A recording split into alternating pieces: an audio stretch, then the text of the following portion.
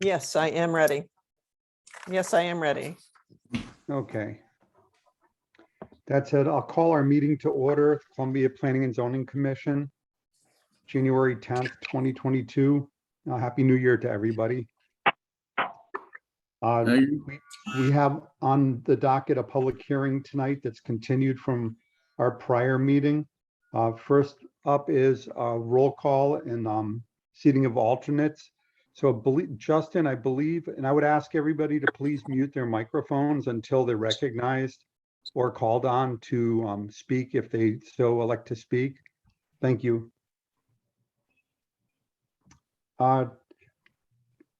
Let's see, in terms of members and alternates, we have Justin, I think your status is still as an alternate for another year, correct?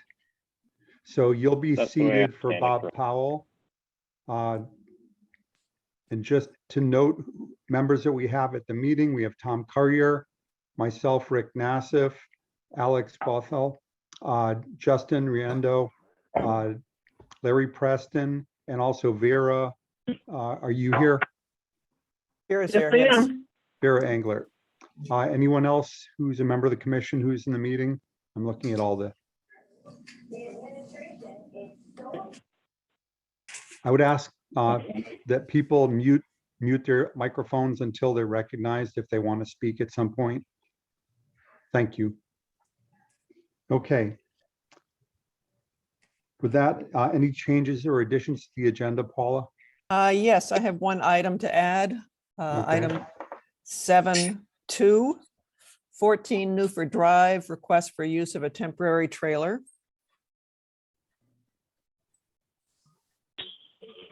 Okay.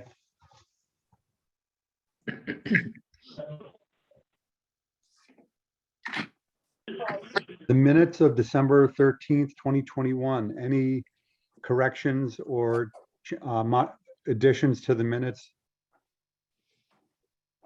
If none, I'll make a motion that we accept the minutes as presented. I'll second that. Any discussion? All those in favor, just raise your hand. Aye. Aye. Vera? Aye. Okay, thank you. That motion passes. Audience of citizens, is there anything anyone would like to bring up to the commission that isn't already on the agenda for this evening?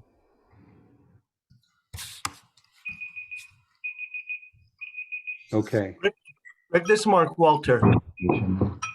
Hello, Mark. Evening. Mark is our town administrator. It's the same type of line you Hey, have. everyone. Rick did. The most line. There's somebody not muted. I would ask everybody who's not recognized to please mute their microphones. Thank you very much. Mark? Yes, one of our residents, and I don't know if they got it on the agenda, was requesting an authorization from Planning, Zoning and Board of Selectmen to put a trailer that's Phyllis Dunn on her lake property. Yes, Yes, it is that's on on. our agenda. Okay, We got it. perfect. Just want to make sure it made it on. It did. Thank you. That's all I need. Okay, thank you. Okay, next up is a continuation of a public hearing by Valley Street Investments, an LLC, for an application for a wedding and event facility at 79 Cards Mill Road, map 20, lot 16 per section 52.7.5. Little bit of housekeeping before we get into this. There's obviously a lot of interest in this application. We do want to hear what everyone has to say. Understand what planning and zoning's function is with regard to an application like this. Any comments about the personality of the applicant, positive or negative? It's not a valid zoning consideration, and I would appreciate if the public could keep their comments to valid zoning aspects of this application, the special approval process that we have in place. There's some subjective criteria that the commission has to review any special permit application. And those are the criteria that we have to have in to evaluate and that we have to adhere to in our evaluation of an application. That said, I encourage all comments going forward. The other thing is, I have received some telephone calls from people wanting to discuss this, and I very simply shut those down and said that I can't discuss this application outside of the public hearing, so there was no discussion that went on. There is, like I said, there is a lot of interest. As far as procedure for the public hearing tonight, if you do wish to testify or ask questions, I would ask that any questions you ask are directed toward the commission, and then the applicant can respond to those questions if they so choose. And as far as please don't just speak up. If you're on video, raise your hand and I'll get to you. And if you're not on video, put a request in through Zoom that you would like to be recognized, and we will get to everybody this evening.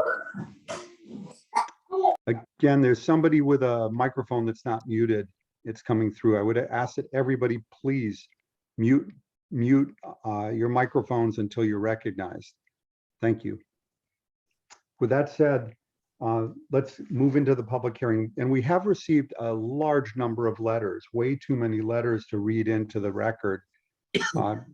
What I am anticipating something that we probably won't finish our public hearing this evening. And Paula, I would ask you the question, if we don't decide to conclude the public hearing this evening, do we need an extension from the applicant to extend this to a next meeting? Yes, you do. Okay, so that being said, I would just say to Mr. Glaude, we would hope for an extension if we need it, but we'll address that as we get toward the end of this public hearing session. But just take that into consideration. With that, we'll move into the public hearing, and I would turn this over to Mr. Glaude, the representative of the applicants, for anything that he would like to say. Okay, thank you. Good evening, Mr. Chairman and members of the commission. This is Greg Glaude from Killingly Engineering Associates with a place of business at 114 Westcott Road in Danielson, Connecticut. Also present with me tonight via the Zoom meeting is Scott Hesketh from F.A. Hesketh and Associates. He will be responding and going through the traffic report. And also present with me tonight is Norman Tebow, PE from Killingly Engineering Associates as well. He'll be discussing some of the specifics on the tent and the soundproofing of it. Just to remind you what we were doing here, we are proposing a wedding event facility per section 52.7.5, which is a section of the regulations that would allow this use through the special permit process. And that's why we're here before you with the public hearing. Those regulations were adopted back in August. And I believe I went over all the criteria when we adopted those. We did try to make them so that that would be in harmony with the residential neighborhoods. Keep in mind, we're looking at an event facility. Event facilities typically these days are being held in properties that are either farm properties or they are historic properties or properties with park-like settings, kind of like we have here, where we have a large residential structure, a large area or long area along the 10-mile river, and it's just a very scenic park-like settings. So these are destination areas that are weddings that most people are coming to. You don't find these everywhere, and you don't find properties like this in your typical commercial zones or your industrial zones and such. That's why we came before you with to adopt those new regulations. And with that, I'm going to go over the changes we have submitted for the record. A revised statement of use. It was revised to January 5th, 2022. The areas that were in red, I'm not going to reread the whole thing, but I'm going to read the changes that we've submitted. So the first one is paragraph 2.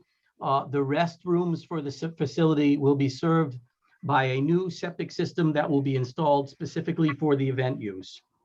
If you remember last month, we were proposing a holding tank, but we had found out beforehand from the state health department that that was not allowed, even though we were directed by local health that we could do that. So we've gone back, done some testing, and I'll go over those changes in a moment. In the fourth paragraph, in talking about the tents, Killingly Engineering and the property owner are currently working with Acoustical Surfaces Incorporated based in Chaska, Minnesota. This company's engineering specializes in soundproofing and noise reduction methods for applications of this type and have numerous applications that can be utilized to provide noise reduction and deadening at the source. These methods include noise canceling fabric panels that can be suspended from the tent structure, movable solid panels that can be placed to surround the band or DJ, roof, ceiling, deflector panels, and even floor applications. Engineers from Acoustic Services, Inc. work with their clients individually to provide the necessary components to address the needs, taking into the account the location of the noise source, the type of structure in which it will be produced, location, terrain, and vegetative screening. And again, I will have at a later time during this public hearing, I will have Norman Tebow go over his conversations and his workings with that company. So those are the changes to the statement of use. What I'm going to do now is I'm going to bring up the plans on the screen so that I can go over some of the changes to the plan since last month's public hearing. So if you give me one moment here, I'm going to share the screen and get to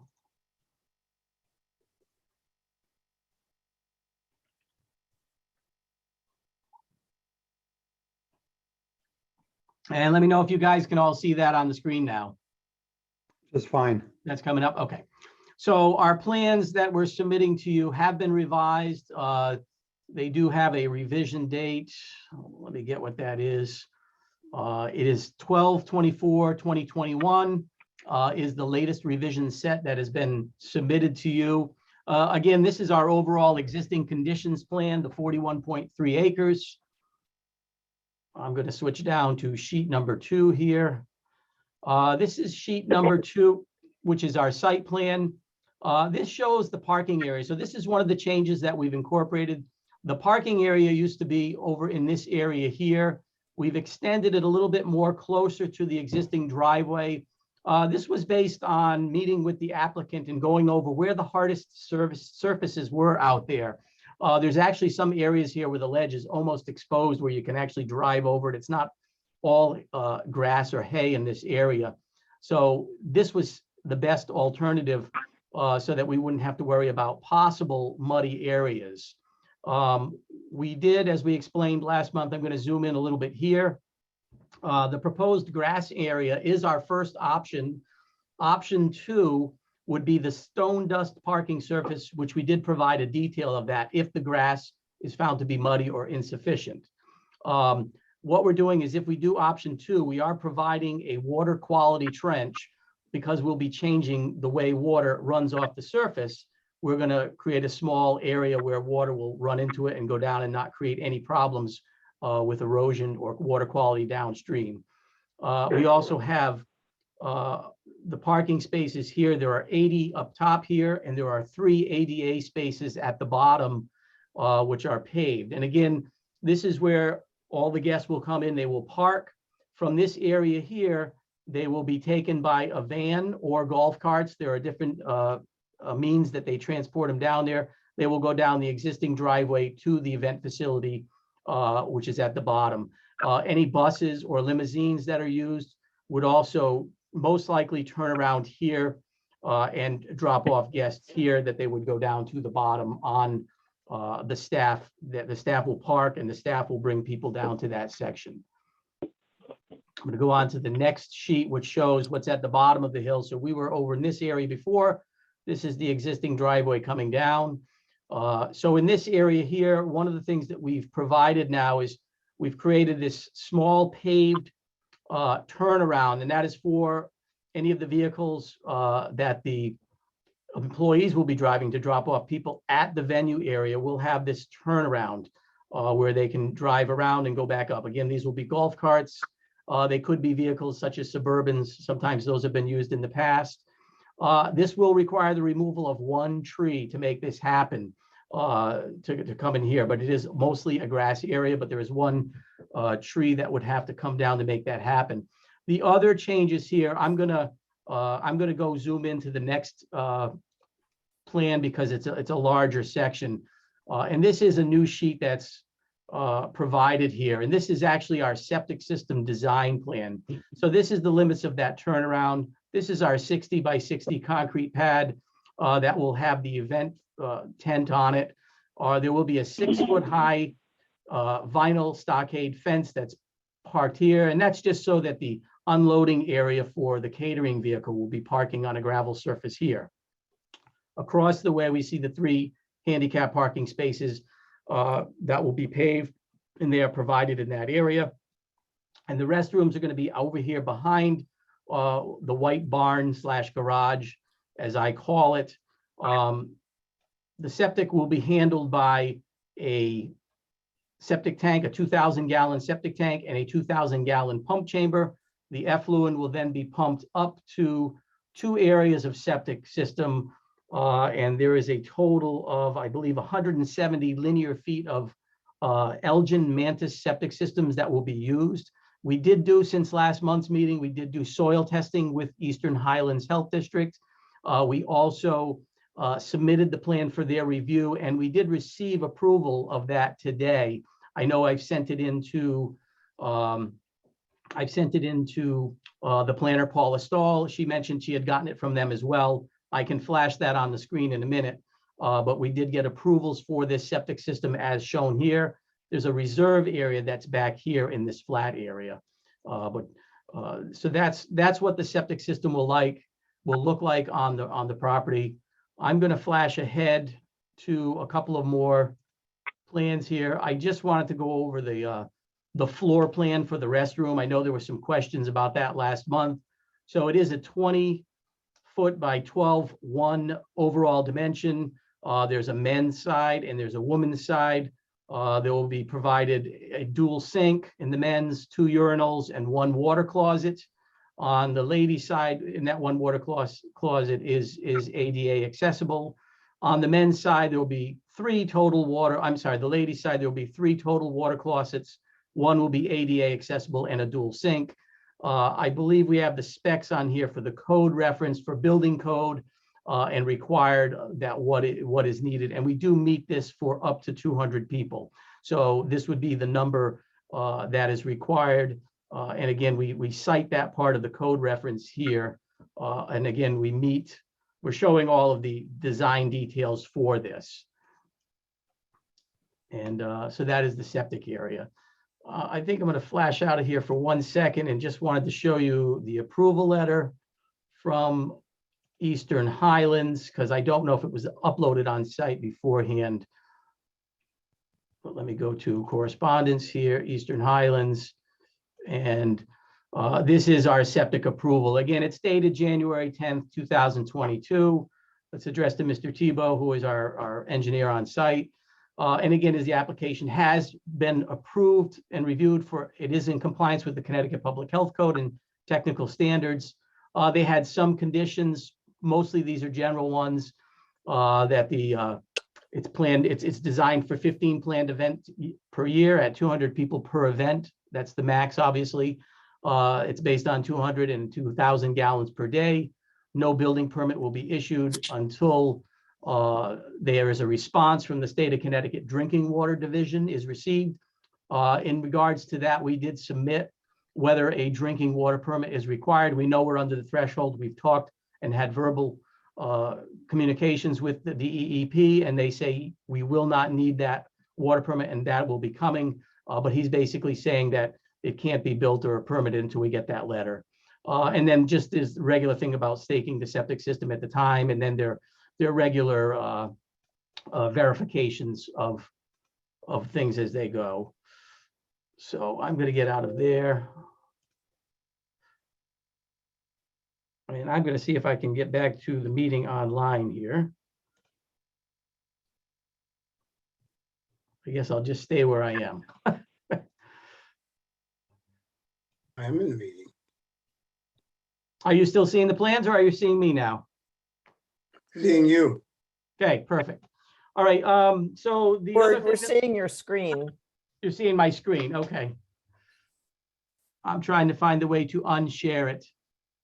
If you went to the tabs on your web browser, the left-hand tab is what you'd need to click on to go back to the meeting.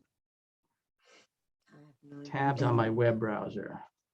But yeah, if you open that, the web browser that you just had up. No, apparently. You're not in the meeting, Glover. I am in the meeting. You see the one with, Yes, You Click were on- just in the meeting, yes, you're I would not- ask any Meeting. attendees at the meeting to please mute. Thank you. All right, stop my share. It's at the top of my screen. that's Yay, all. there you I go. wasn't listening in the right place. There we go. I was looking in the right place. So the other thing I wanted to hit on before I turned it over to the traffic engineer and to Norman Tebow is I wanted to address some of the letters that came in because there were some things, and I'll just be brief on this because there were some, I don't want to call them misconceptions, but there were some things that were projected in these meetings that may not be exactly, or just they needed some clarification. So I have one of the letters here from Margaret Waldron, and this is dated December 28. And she talks about approvals that are just being done without this being fully approved. And one of them mentions a cement slab that was approved on 12/9/2021. I just wanted to clarify that. That was a cement slab for a sunroom on the house. Has nothing to do with this application. It was a residential improvement. The applicant went and did a wetlands approval for it and got a building permit to build it. But again, it has nothing to do with this. It's on the residential house. So I wanted to just clarify that. I wanted to say, there was also a question in this letter about whether the notice was legal. As you know, we're required to notice everybody within 200 feet. We did do that. I think, Paula, you can comment on that to say that we did meet the requirements of that. So that was Yes, you- all on that one.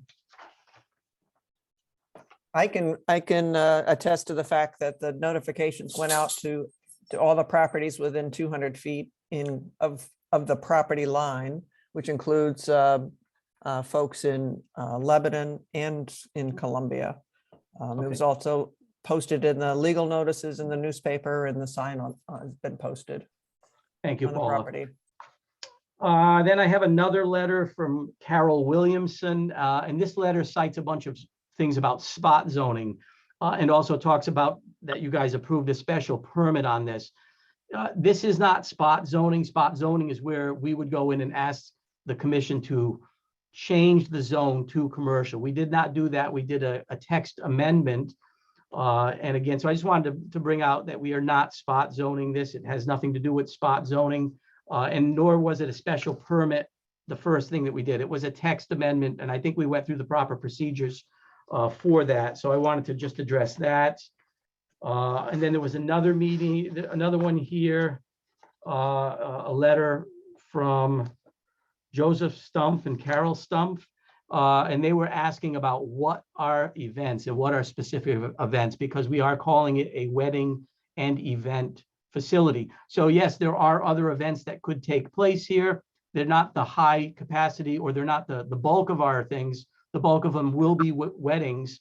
But just looking at the applicant's other facility, the local fire department has had meetings there and Christmas parties there.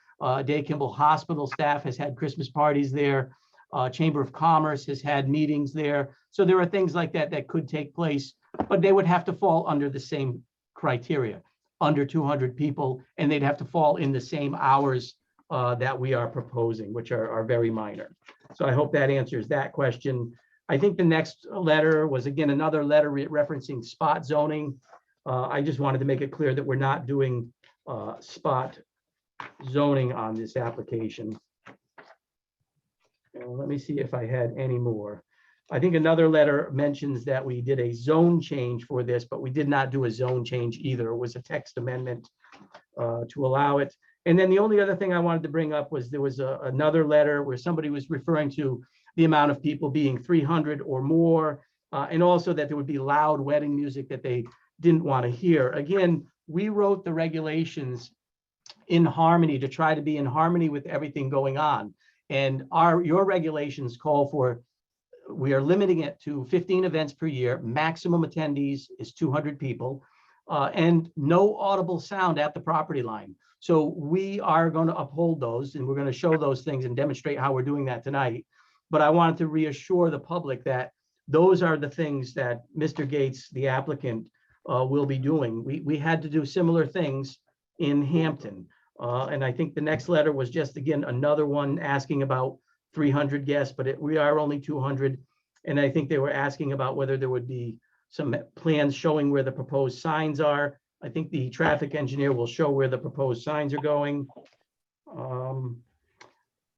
And I think the only other one I see here that I wanted to address was about wildlife habitat being disturbed.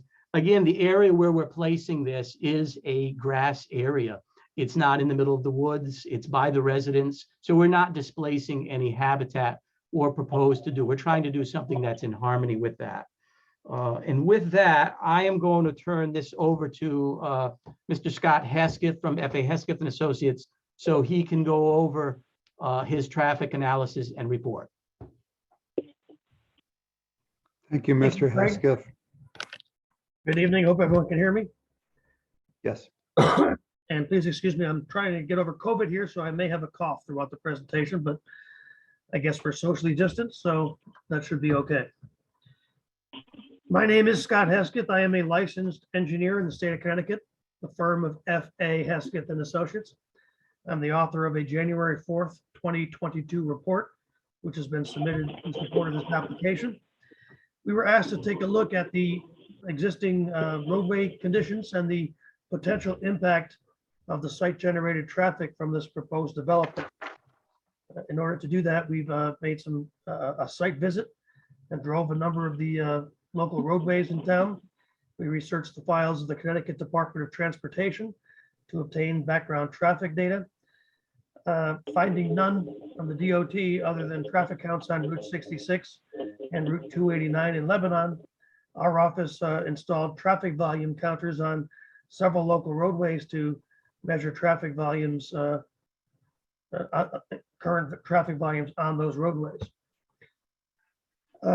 Traffic counters were installed between December 17th and December 23rd on Cards Mill Road, both north and south of Johnson Road, and on Gallin Road, north of Johnson Road as well.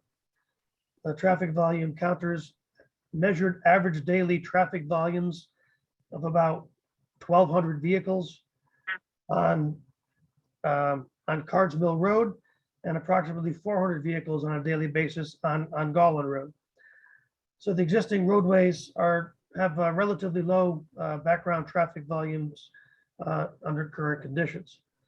Peak hour volumes were measured at about 123 vehicles, 144 vehicles on Cards Mill Road, and approximately 47 vehicles on Gallin Road during peak hours. As you've heard from Greg, the proposed development is a wedding or event facility. The facility is intended to have a maximum attendance of 200 people per event.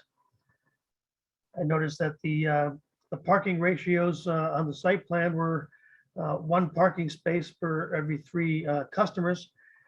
To be a little bit on the conservative side, our office estimated traffic volumes to and from the facility using a vehicle occupancy of 2.5 per vehicle, slightly, so we'll have slightly more vehicles than the parking ratios indicate.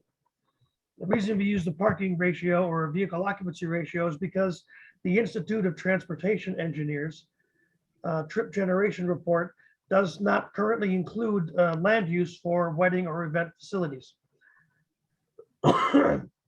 So the best way to make an estimate of the traffic volumes is based on that potential vehicle occupancy. With the potential of 200 patrons or customers or attendees at a meeting or event, with a vehicle occupancy of 2.5 persons per vehicle, we would anticipate a total of 80 vehicles utilizing the site during the peak hour. To be conservative, we're estimating 80 vehicles entering and 5 exiting during the peak entering hour, and 5 entering and 80 exiting during the peak exiting hour. I'm sorry, we projected 10 entering and 60 exiting during the peak exiting hour. The reason we did that is because at an event, it's typical that people will arrive all together or close together at the same time just before the event begins. And as the evening wears on, as the event slows down, people will tend to trickle out more so than leave all in one big bunch. Now, in speaking with the town planner and reviewing emails and things, the town planner had identified potentially 7 potential routes to and from this particular facility. If there are 7 routes of people getting to and from the facility, then the traffic might distribute itself on average 15% in each one of those directions. Now, it's probably unlikely that traffic would distribute itself equally across those 7 different routes. So, but if each one of those 7 routes were to accommodate 15% of the traffic, then we would project approximately 13 peak hour vehicles on each one of those routes. If you assume that 3 of the routes carry twice as much traffic, then each one of those particular routes to and from the facility would have a peak hour generation of about 26 vehicles, or slightly less than 1 per minute on average during the peak hour. Not a significant traffic volume for sure. In order to determine if the site driveway will operate efficiently, we used the observed traffic volumes from the traffic counts, which we did, and we projected traffic to and from the site driveway with a distribution of 60% to and from both the east and the west along Cards Mill Road. Again, with 60% to and from Cards Mill Road in each direction, we are overestimating the traffic. So we're looking at a peak hour volume of 120% of the volumes which we've previously projected. With that distribution, the intersection of Cards Mill Road and the site driveway, all movements would operate at a level of service A during peak hours, both entering and exiting the facility. And a level of service A means average vehicular delays of less than 10 seconds per vehicle. So exceptional levels of service. Now, the proposed site driveway is located on the easterly side of the site. Our observations in the field and a topographic survey conducted by Greg Laud indicates that the available intersection site distances at that location are in excess of 550 feet in each direction. A 550-foot site distance is capable, is adequate for approach speed of about 54 miles per hour. Cards Mill Road in this area is posted at 25 miles per hour. So it is our opinion that there is significant or more than sufficient site distance at the site driveway for vehicles entering and exiting the site to see and be seen by other drivers. Pardon me. Now, again, as we've discussed, there are 7 potential paths to and from the proposed development. Our office, I had the opportunity to go out and drive all of those routes to observe the nature of the roadways. The roadways are generally typical rural type roadways, pavement widths in the range of 18 to 22 feet. The roadways are gently rolling and winding. They are rural type roadways, again, with vegetation adjacent to the edge of roadways. There are occasional steep slopes off the edge of roadway. Pavement markings are either a single yellow center line or a double yellow center line. And again, the roadways are posted generally at 25 or 30 miles per hour, with the exception of Cook Hill Road, which is posted at 35 miles per hour. Most of the intersections of these town roadways are controlled by stop sign control on either the side street approaches or in several areas on all four of the approaches to the intersection. All stop sign controlled intersections are generally used where there might be a limitation to intersection sight distance, and the provision of the always stop control accounts for that. Now, these roadways are existing town maintained roadways. They're capable of accommodating all types of vehicles.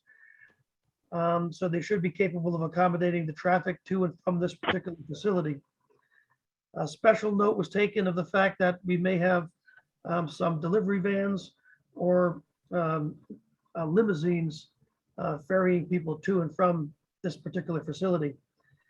And the question is, are the roadways capable of accommodating limousines and that type of vehicle? Well, again, these are existing town maintained roadways. I assume that they are traversed regularly by school buses. And when there's a delivery of furniture or something like that, delivery type vehicles certainly utilize these types of roadways. So we believe that the roadways should be capable of accommodating that type of traffic. There may be two exceptions to that. One would be the section of Synagogue Road, and there's a section of Johnson Road where there is an almost 90-degree curvature in the roadway, where there is an existing residential house in close proximity to the pavement. There's a limitation on sight distance around that curve, and we've recommended that the operator of this particular facility work with people who are going to rent the facility and work with limousine and livery companies to direct them to avoid using those two particular roadways for ferrying people to and from the site with larger vehicles. And one suggestion that could be made would be to install some signage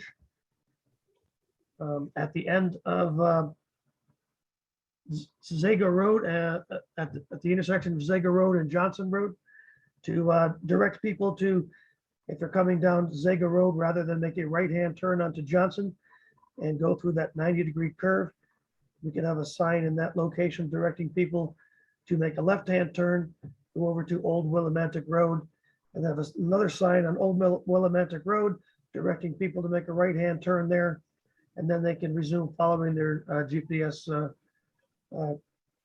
mapping if they so choose. I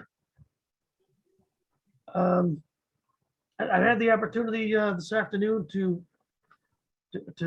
run through Google Mapping and other mapping services to determine different routes that people would take. Again, those types of mapping services that people use in their vehicles when they're going to a place unknown provide a variety of different routes. And there were, again, as the town planner had said, 7 or 8 different main routes.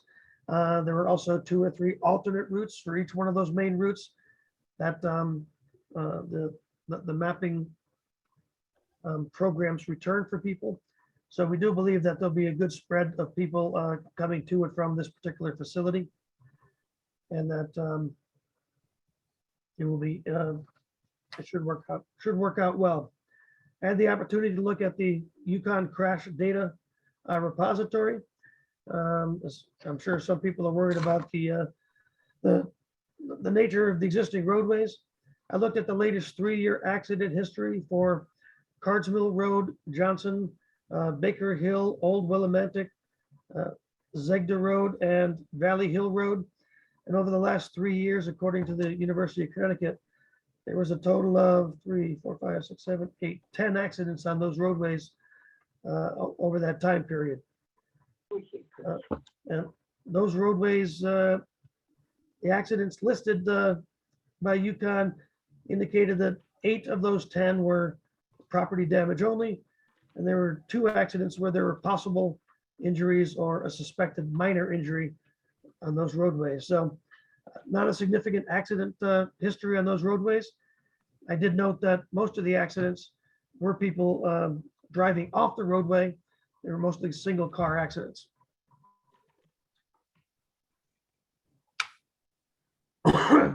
So I'll be brief and let it rest at that. Again, we're projecting a total of 80 peak hour trips or 85 peak hour trips to this facility based on the vehicle occupancy rate of 2.5 people per vehicle.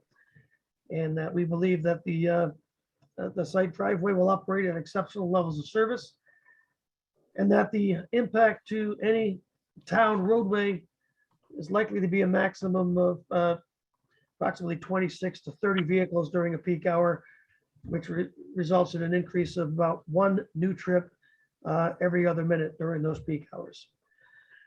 So in my professional opinion, this is a low traffic volume generator. We believe that the existing roadway network is capable of accommodating the traffic volumes from this proposed development. And I'll be happy to answer any questions the commission or public may have at the appropriate time. At this time, I'd like to turn the podium back over to Norm Thibault, who I believe is going to talk to you about the temporary tent. Thank you very much, Mr. Tebow.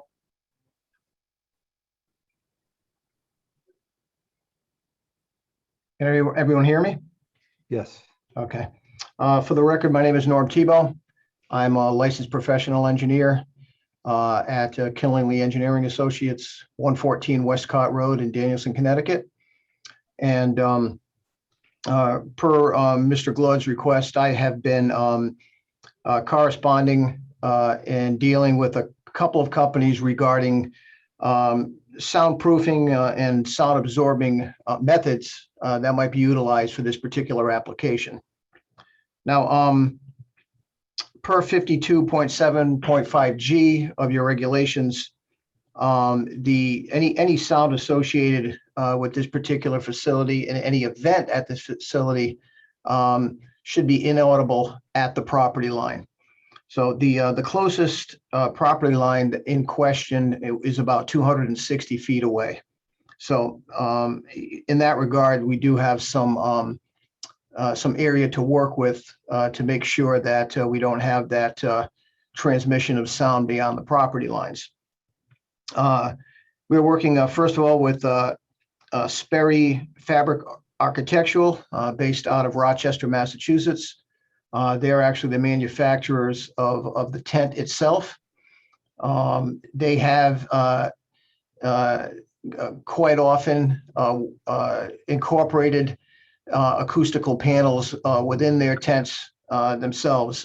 Basically, those consist of cloth barriers that hang from the structure of the tent with thicknesses of up to 2 inches. And the purpose of those is more of a sound absorbing mechanism to limit the amount of sound that actually escapes from these tents. So that's one method. When you're talking about soundproofing, sound absorbing is a method where you want to attack at the source. Say, for instance, you have a DJ or a band. Things you can do first of all is to number one, have the band or the DJ set up in a manner where the sound is actually projecting away from the property lines and into the interior of the properties. That would be kind of step one, where you begin the process, because the engineers that we spoke with Acoustical Surfaces Inc. out of Minnesota have worked with a lot of companies or a lot of different facilities throughout the U.S. Doing commercial, industrial, educational, pro audio, This is just what these guys do. They're very good at it. They're one of the most recognized facilities in the U.S. To deal with this type of sound control. So as I said, sound absorbing and soundproofing are kind of two different things. In order to soundproof, first and foremost, you need these sound absorbing mechanisms, which may consist of acoustical panels, maybe some acoustical deflectors within the facility itself on the interior to, first of all, dissipate the sound from within, keeping it from reverberating or echoing. I think everyone's experienced that sort of echoing type sound if music is played too loud. And that's typically a reverberation where you've got these loud sounds sort of bouncing off even surfaces. And what you want to do is to make sure that the interior surfaces where this event is being held, first of all, aren't parallel to each other. And secondly, you don't want to have hard surfaces either. I know we have a concrete floor that's proposed in this. That's another thing that Acoustical Services, Inc. Deals with. They actually do make acoustic sound absorbing floor panels that if you have a DJ or a band setting up in a particular area, that would prevent the reverberation from the floor itself. So once you set up these interior sound absorbing mechanisms, then you work on the actual soundproofing. The soundproofing is typically a vinyl noise barrier. And once again, these can be used in conjunction with the acoustic panels. They can be used separately from the acoustic panels. They're typically behind the acoustic panels, whether they're located on the outside of the tent, or if you've got these acoustic panels that are set up on bracketing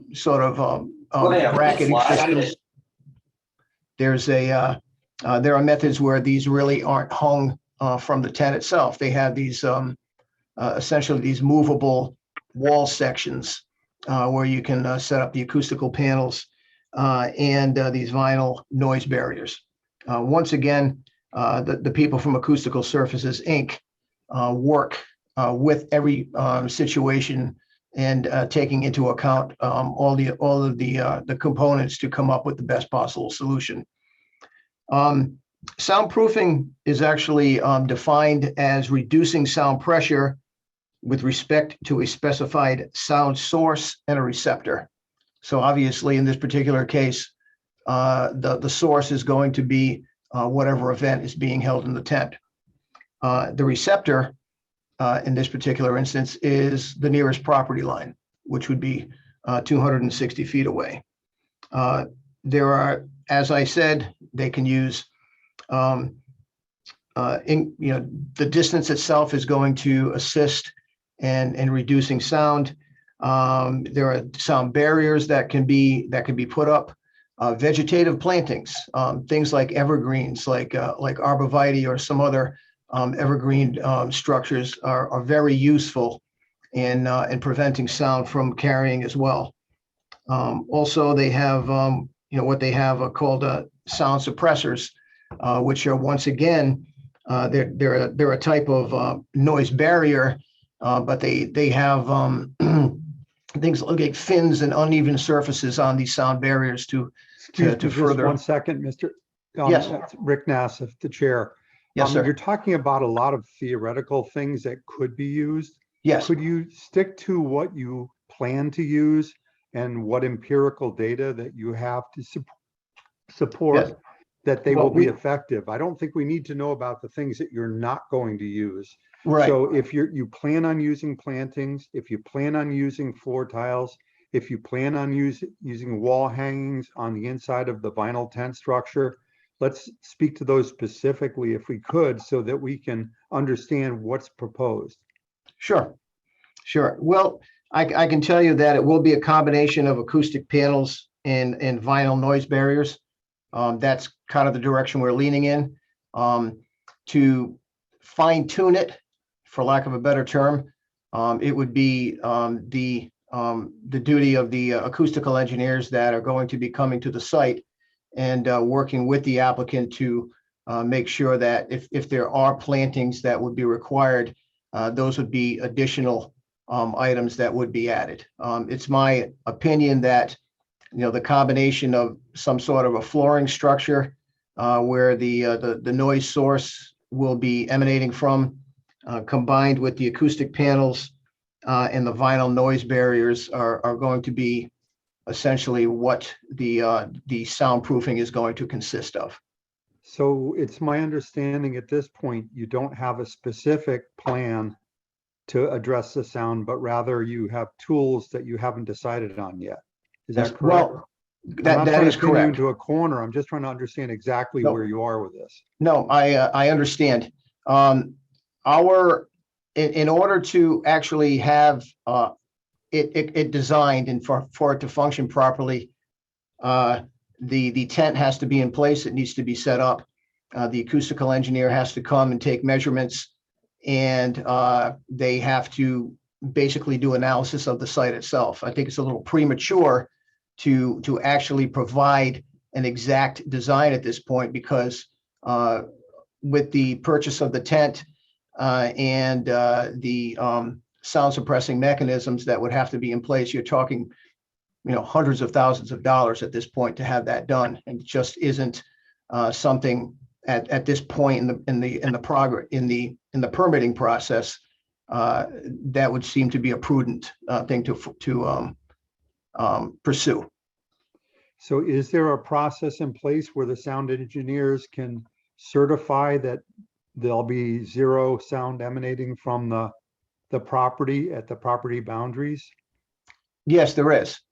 There is. Okay. That's what this company does. They send their engineers out and they do this work, and they work with the developers to achieve the results that are required. So what's the path to address this if there is sound emanating beyond the property boundaries afterwards? Is there legal liability on the part of this sound engineering company? What's the liability? Who's taking responsibility for this other than the applicant that owns the property? That's a good question, and I'm not going to shoot from the hip and answer that for you this evening. Okay, But I appreciate that. yeah, It's like the same standard we hold engineering firms to when they make a presentation about no water running off of a property. right. We always try and get them to make a firm commitment about, if their plans followed, what the result will be. Right. One of the things that I have in my discussions with the engineer that I've been dealing with in Acoustical Surfaces Inc. Is distance. They love it when you've got distance to work with, because there are numerous mechanisms or layers of soundproofing that could be applied in order to achieve the result that you want. So we have the 260 feet to work with, as well as the different mechanisms that can be built into the tent itself or slightly outside of the tent. So in their opinion, they believe that they'll be able to achieve the results that we're seeking. So that's not absolute. What happens if they can't? Once again, I think if they can't, then obviously, if we can't meet the regulations, then this is a facility that can't operate. Like I said, they've done things much bigger and broader than what we're proposing here. They work with professional sound companies and concert venues, things of that nature. So Okay. I have confidence that they'll be able to address this. Thank you. I'm sorry if I interrupted your No, flow. I think I was just kind of tying up anyway at the end, but Okay, regarding the liability, that's certainly an answer that I can get for you. I would appreciate that. Thank you. No problem.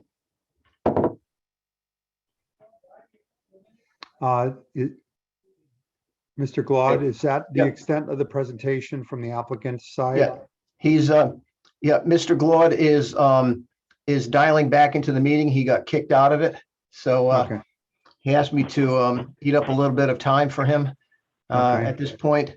One of the other things that we talked about is, well, I think, from an engineering standpoint, we have a proposal for grassed parking with an alternative for stone dust parking. And I did provide Paula with some computations what the differences in runoff would be for the grassed surface versus the stone dust surface. So if we're talking the overall watershed of the parking area and where it reaches the area of influence, in this particular case, the 10-mile river, for a 100-year storm, we're talking about less than a 5 CFS increase for a 100-year storm, and it's not a direct discharge. It's not a point discharge. It's a sheet flow discharge, and I think it's also important to note that the watershed associated with the 10-mile river is over 2,600 acres. So this potential 5 CFS increase, I think, would be incredibly negligible for a 100-year storm. If the stone dust surface were to be constructed in lieu of the grass at some point. Okay. Mr. Gladback, Let me just pop my head into his office up and I'll let you know how he's doing. I've let him back in 10 or 12 times. And Okay. he keeps getting knocked out. Not by me. Nope. okay.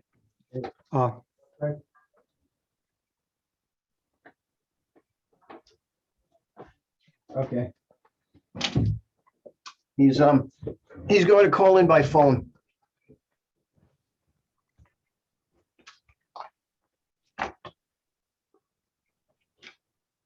All right, can you guys hear me? Yes. Yes. Okay. So I apologize. For some reason, I got booted out, and when I went back in, there was no video or no audio in my computer.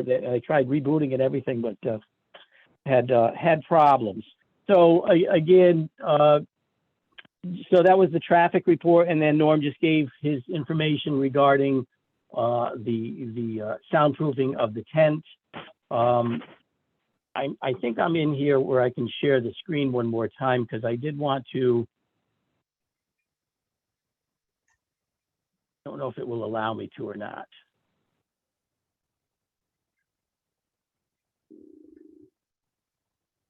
You know, I'm having trouble doing that too. Can you guys still hear me then? Yes. Okay. So I was going to try to share that to show the locations of the signs. They were included on the meeting and were uploaded there on the website that Mr. Hesketh spoke about. I believe you are sharing your desktop right now. We're seeing your web browser. Oh, is it? Okay. I wasn't aware. So.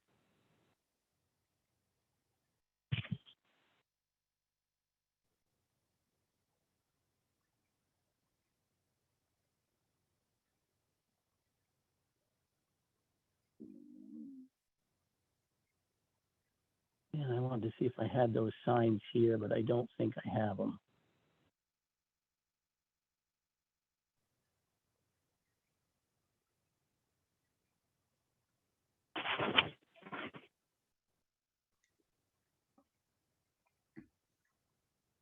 That's the report. So I apologize. So anyways, we did mention to the applicant the need for placing the signs, and also the need for working with people going to the event, that they would let them know of the roads that Mr. Hesketh mentioned that we couldn't, we are to try to avoid with larger vehicles. Again, I think at this point, I would turn it over to you, Mr. Nassif, if there are any questions that the commission has, and then you could turn it over to the audience. We would wait to make any comments to the audience till after they have made all their questions, and then either myself or Mr. Hesketh or Norman would be able to answer those questions. Okay. Paula, do you have it as Mr. Glod's screen is still being shared? Yes, Yeah, you might want to turn off the Just There. did it. there we go. All right, how's Okay. that? perfect. Okay, let me address a couple of things before we get into this. For next up, I'm going to ask members of the commission to ask any questions or make any comments to this point. I would like to read some excerpts from a text message I got from Bob Powell, a commission member. He wasn't able to be at the meeting tonight. And I think some of the things that he brought up have been addressed in this, in the testimony from the applicant. So he mentions that he asked for data on the soundproof tent. I think we've addressed that, and we're hoping to receive that data at some point in the future. He had concerns. I'm going to read this verbatim. The traffic study suggests that traffic will come from many directions to the site. This may be true in a general sense, but a particular wedding, say a couple is from Willimantic, then I would think the majority of guests would be from the Willimantic area. This would put more traffic on Cards Mill Road than indicated by the traffic study. So the study itself didn't. Our traffic engineer did address that some of the less ideal case scenarios based on a doubling of the traffic on any one road route. I don't mean to oversimplify that, but I think we have an idea what each 10% increment of traffic increase would generate in terms of cars per hour. So I think indirectly we have some answers to that concern. And then one final comment, or next to the last comment. One letter submitted suggested traffic input from Trooper DeCarly. This would seem a prudent thing for us to do. That's a comment by Bob.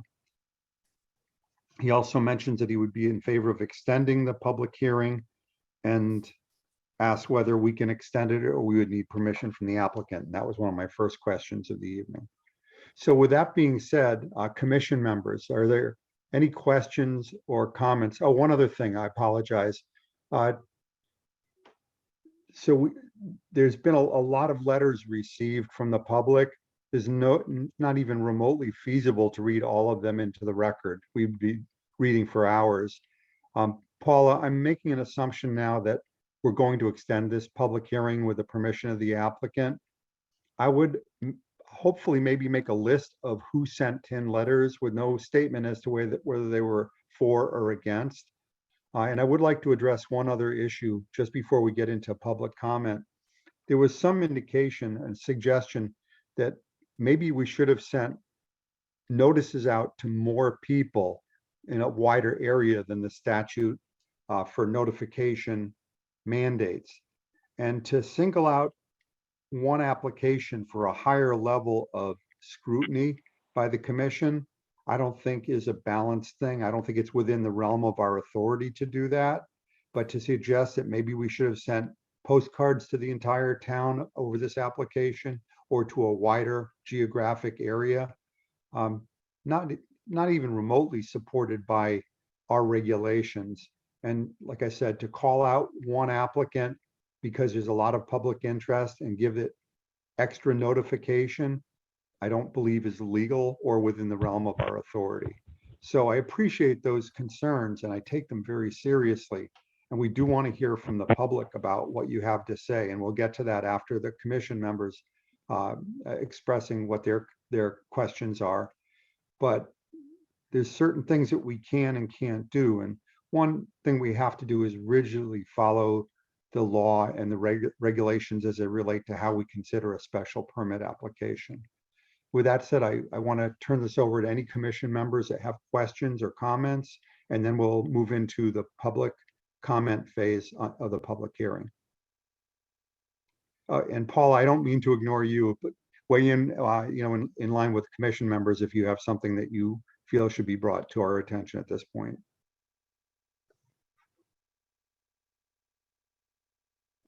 Anything? Any comments, questions from commission members? Okay.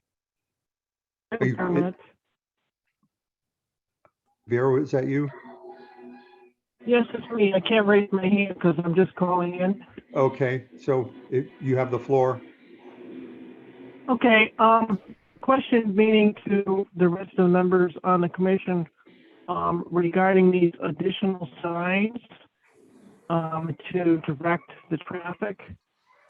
I don't believe we offer that to any other, home business, farm business, winery, or commercial venue, or any other type of business that is in the RA zone, or in the commercial zone, or in the manufacturing zone, for that matter.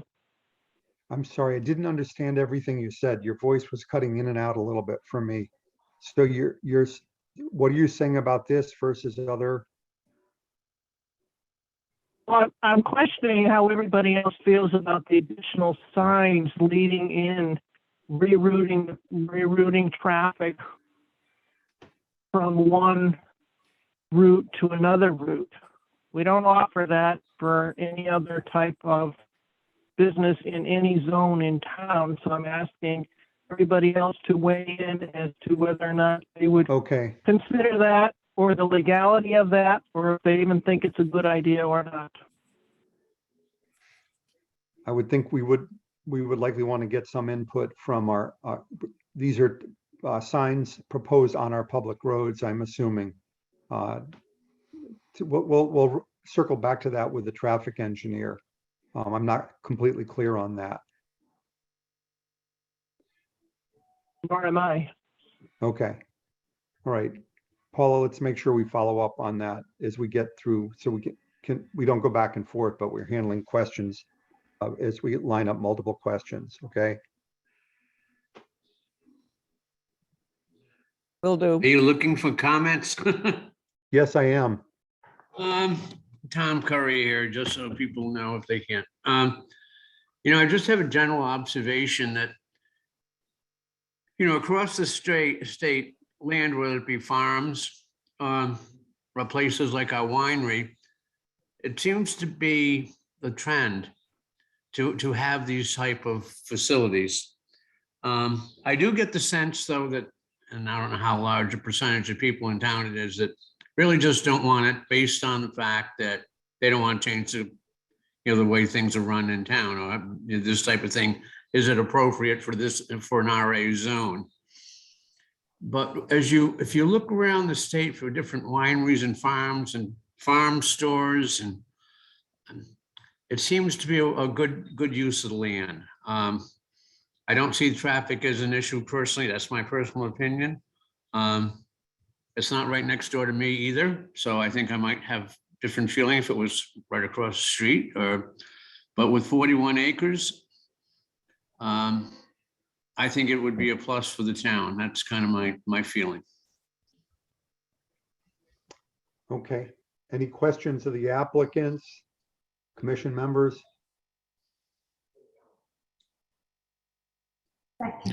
Yeah, good evening. Jim Hoover here. Jim, I haven't recognized you yet. I just want to make sure I get through all of the commission members. I'm first. sorry, I didn't realize it Okay, was. it's okay, thanks. Jim, we'll get to you. Anyone else from the commission? Paula, do you have anything? I have you one would like- comment as far as the traffic study is that I went out and drove some of the roads around and getting into the 79 Cards Mill Road. And my thought was that probably most people would be coming off, say, like a Route 6 or Route 66, which I think means they'd either come right in Cards Mill, which is pretty good, or off Cherry Hill, which is fairly steep and a little narrow, but probably doable. But it's so my guess is that those two would probably have more than their share of the traffic. I think the idea of added signage, to the extent that it improves the safety, is a good idea. But other than that, I don't see any major problems with the location or getting people in and out. Okay. Anything else from the commission, or Paula, do you have anything to say before I open this up to public comment? No, I'm all set. Thank you. Thank you. Mr. Walter, anything? Mr. Everett? Do I get another chance? I'm all set. I know Steve wanted to make a comment. I have a Mr. couple Everett, of, our first selectman. yeah, I have a couple of clarification questions into Mark. Mark, I text you a couple, if you can get back to me. So a couple of things. I don't like it when somebody comes before us and says things with the words most likely. I would rather have, when a presentation is to, this is just a personal thing, make sure we probably put in worst case scenario, because if the worst case scenario seems to happen, then we don't look truthful in the event for the people that are voting on this and the people that are going to be affected by it. I will tell you that I don't know if we can put it in the regulations, the deed or whatever, about 15 events per year. I've seen comments about different things, and then all of a sudden, once it gets passed, if it's not in the proper writing, other things, 15 events becomes 30 events. So I would caution that also. But at 200 people, 15 events per year, I was pleasantly impressed by the traffic. At 80 cars, I don't think it is extremely heavy for that area. I don't know if for a venue like that, for 200 people at 15 events, the cost per event is truly a huge investment property for them, but that's not my business. My business is to do what's right. Ask questions. Could they and would it help the traffic if we have the event be able to say, bring in 2 state troopers on different ends of the car to help with traffic? I don't know. It's a request, just an idea. It's to put the people at ease who live around that area, as well as have a function that shows off Columbia, but we do it in a safe manner for all involved. And that includes those who live in the area. So the deafening barriers, listen, we have the same situation with the winery, and they have been, even with music outside, I have not ever had a noise complaint from there. So the deafening barriers and what people can do and will do, I think they adhere to that. And I do think I've been to a lot of different weddings that have been on farmland and have people nearby. It seems to be the way that business is going, back to the land, turning farms and places like this to be able to make some additional revenue to keep properties from being sold or foreclosed on or broken up where you have a development. So that's really my statement. I'm looking forward to more of what people are saying. I was very impressed with the report that I've seen, heard tonight. So I leave it up to zoning and see what you say. But please listen to the people who live around. Yes, negative, but there's going to be some people who are positive also. So thank you. The point of order here, somebody has a microphone on with background noise. I would really ask that you mute that. Thank you. With that being said, thank you, Mr. Everett. Thank you for your comments. We take them very seriously. With that, I'm going to go into the public comment mode. I'm just going to go across the top of my screen in the order of the people with hands up. So the first one up would be Mr. Hoover. I would ask that when you testify or ask questions, that you identify yourself first and last name for the record and your property address. And then please go ahead.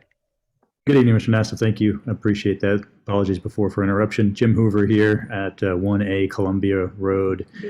Baker Hill Road in Columbia. Been here for about 8 years, and I have one question, concern for Mr. Hesketh. He mentioned traversing the roads there and driving through there. There was also mention of buses and limousines. Right at the entry there for 79, the road narrows. There's even a telephone pole that imposes in on the road quite a bit. Folks who traverse that road would probably be nodding their heads right now and understand exactly which pole I'm talking about if you're headed northbound on the road there. And I've actually clipped and blew out 2 tires on a ledge which is sticking out on the opposite side of the road there. So I'm curious, Mr. Hesketh, what your plan is, or how would buses and things impose on those who were trying to drive those through the roads normally? So just so you know, if any other questions, get them on the table if you could, because we're going to let these questions accumulate, and we're going to have the applicants address questions after all of the public requests for information and testimony. Okay, thank you. I think the only other concern is just about the what was raised by Mr. Everett as well, is would there be any police presence, because living right in that area, we have cars that still blow through the new stop signs, which were added a few years back. Thank you for that, by the way. It has been a help, but has also not stopped a lot of people who blow right through those. So those are my 2 questions. Thank you. Okay, thank you very much. Next up is Heather and Joe Connors, I have on the screen.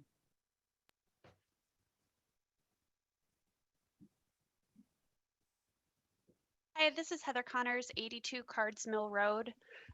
So we actually, have several concerns living directly across the street from the proposed venue.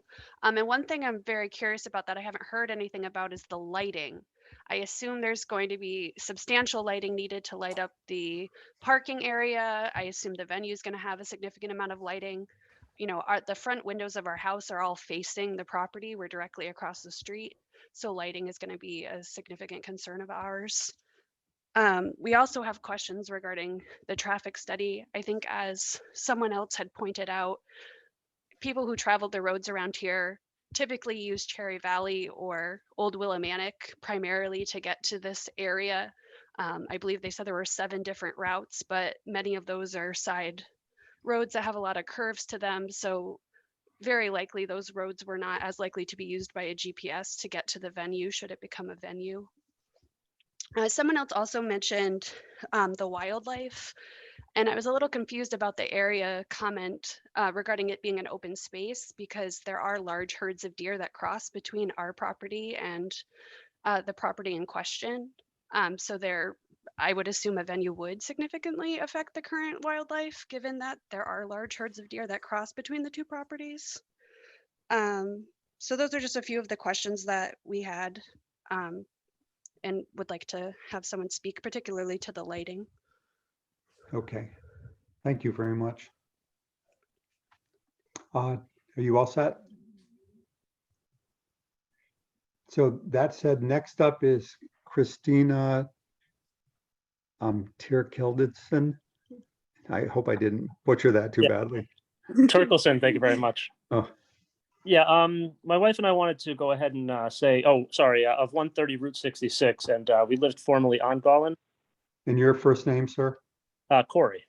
Okay. Yeah, so I loved some of this. First of all, the lady who talked right before, I'm going to say ditto with everything she said. Just because something's a grassland doesn't mean that it doesn't still have tons of wildlife in the area, which I'm sure everybody knew. But the thing, saying that it's a unique venue in this area and talking about how the school buses go on the road and all that speaks to me is that there's a lot of kids in the area. And I'm lucky enough to know some of the people who live on the area. There are a lot of kids that play on that area. And just to go off again on the people who are driving, every time I come home from work, I come home from a different part of the state. And it always sent me down, for the years that I was living on Gollen, it always sent me down either Route 6 or Route 66, which always took me down Cherry Valley. I think there was only one time in my life that I came off of Cards Mill. So, I mean, I just imagine for that hour that you guys are talking, even just to be conservative, if only 3/4 of the people coming are coming up Cherry Valley, that's still what, 60 people an hour on the road driving hopefully 30 miles an hour up for a mile and a half. I can't imagine that's not going to be some kind of a congestion issue. I mean, at least at the stop sign, I can't imagine. And that's assuming they aren't having trouble getting into the venue. And I guess for the question, well, I guess for another question on top of that, if there's going to be 200 people in the area, have they done any check on if that's going to put any hampering on our fire and police? Because I mean, if I'm not mistaken, we only have one policeman on normally at the time, and our fire department, of course, is just volunteer. So I could just imagine, if there's any kind of medical emergency on a small road like that with a ton of people there, or if there's any kind of accidents over the course of people over the year coming to view the venue to see if they want to be part of that as their venue. Drunk people, of course, leaving the venue during times where, again, there are kids living. And if there's been any look into what the tax that's going to add to our fire and police would be the question. Thank you. All good. Thank you for your comments and your questions. Next up is Heather Pekarovic. Hi, thanks, Rick. I am at 67 Cards Mill, right next door. I want to say that I'm in support of the entire endeavor. I'm coming with maybe a solution. I don't know if it's ever been done, but people drive from my stretch from stop sign to stop sign, probably 55 miles per hour. A state trooper could meet his quota. So and I have 2 young children. They're not allowed to play on Cards Mill. They go up Scalise. So I'm wondering, is it an option that speed bumps can get put on? Because I feel like that will help with the speed and will help with traffic going through. So that is my suggestion. Okay, thank you. Take that seriously. I would throw that out as a question that would need to be addressed by both the town and potentially the applicant, although I don't think we can mandate off-site improvements on town property to an applicant. Absolutely. And it just, this venue just kind of gave me the opportunity to put that out to the town. So I know that it wouldn't be Craig's responsibility, but it would be a great suggestion for the town. Okay, thank you. Thank you very much. Are you all set? Yes, thank you so much. Thank you. Next up is Carol Williamson. Hi, Carol. You need to unmute. We can't hear you. Great. Carol thank- Williamson, 12 Garland Road, Columbia. The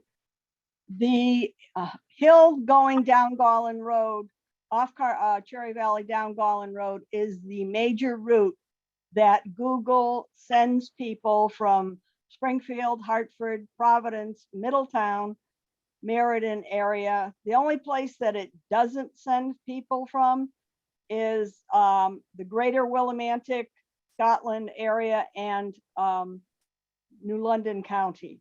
That most of them come either Cards Mill or Village Hill, which is also very steep. I take issue with your Mr. Haskell and the traffic report. Columbia or Garland Road drops 350 feet in less than a mile. That is not a gently sloping hill. It's more akin to a ski slope than a gently sloping road, and very dangerous. And I would concur that I would like to see speed bumps put in there. Because so much of the traffic will be directed by Google to go down Garland Road, I would suggest that anyone living on Garland and Cherry Valley be notified what time this venue begins on any given day, so that we can plan our day that we can get out of our driveways. Because that's more than a car a minute. I would think that would be coming down Garland Road, a substantial amount of traffic, substantially different than it is. A number of years ago, they had a motorcycle event area, play area that caused a lot of noise to be reflected because of the topography across Route 6 and up into Overland Drive, I believe it was. The same situation is here. That area is a bowl. When you have a bowl like that, it tends to act as a megaphone and amplify the sound.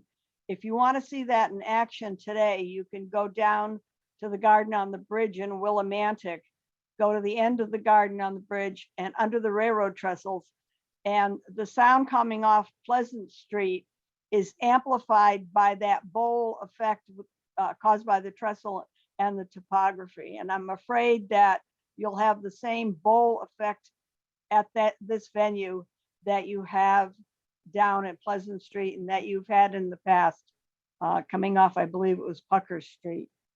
I would also like to be notified again where, when these venues are going to occur. Also, they engineered the bathrooms for 200 people. You will also have wait staff, cooks, bartenders, cleanup people, etc. So I believe you have more than 200 people that are going to be using these facilities. So I don't think you have enough restroom facilities there. Let's see, what else do I want? Lighting, I didn't see a lighting plan anywhere. And I'd like to see if they're going to get this, I want to see it dark skies, compliant, and shading so that the light does not go into any abutting property owners' windows. And I think that's it for right now, Rick.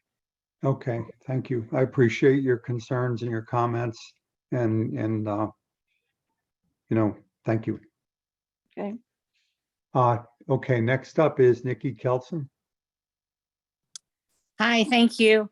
I hear a lot of and share a lot of the concerns that my neighbors have as well.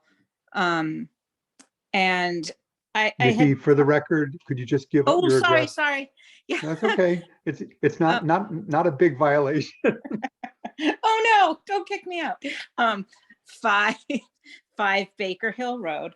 Thank you. Yep, sure. Now, the traffic study didn't seem to cover Baker Hill very much, but I live in the middle of that hill, and there are accidents on this street quite often because the hill is very windy and curves down. And as I think it was, is it Bob that wasn't able to make it, that he talked about the traffic and people coming from Willimantic. This is like the throughway from Willimantic. The cut through, and I mean, there are trucks coming through here all the time. There are people that are coming through from Willimantic. So if there are people coming from that area, or maybe even Franklin or Norwich, they may come straight through here. It will be very busy, but it is also at the top of Baker Hill and Cards Mill. I looked up that Yukon study. There have been, I believe that's where many accidents happen, is right up at the top. In fact, there was an accident. The accidents, when they happen here in this area, Baker Hill and the top, at the intersection of Cards Mill and Baker Hill, usually lights go out. Like it's not pretty. So I am concerned about that too. But also one of the other things that is this is zone, can you just let me know, is this being zoned as commercial or No. as residential? This is a residential zone, and this is a special permit application within the residential zone per modification to our zoning regulations that was Okay. recently enacted. Okay.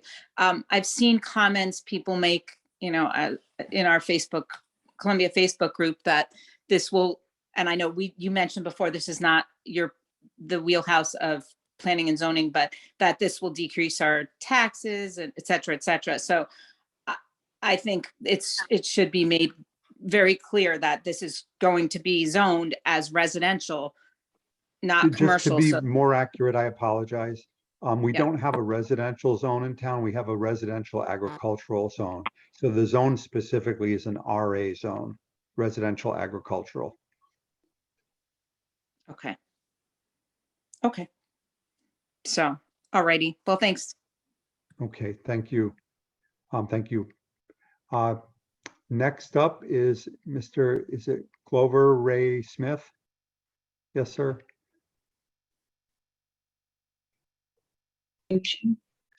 Okay, the question also This Could is has, you Glover Ray identify and Mary yourself, Ann. first name, Yes. last name, and address, please? Glover Ray and Mary Ann Smith of 5 Scalise Drive in Columbia. Thank you. this question is also about the zoning. And now, if you're making an exception for one person, what is the future for our community if it should become commercial? It's going to become a desirable location for people looking to begin businesses. And I personally don't want to live in a commercial area. You know, I'm not sure I can even respond to the question. I think it's best directed at the commission. This is a use that is, and if I said special exception, I should have said special permit.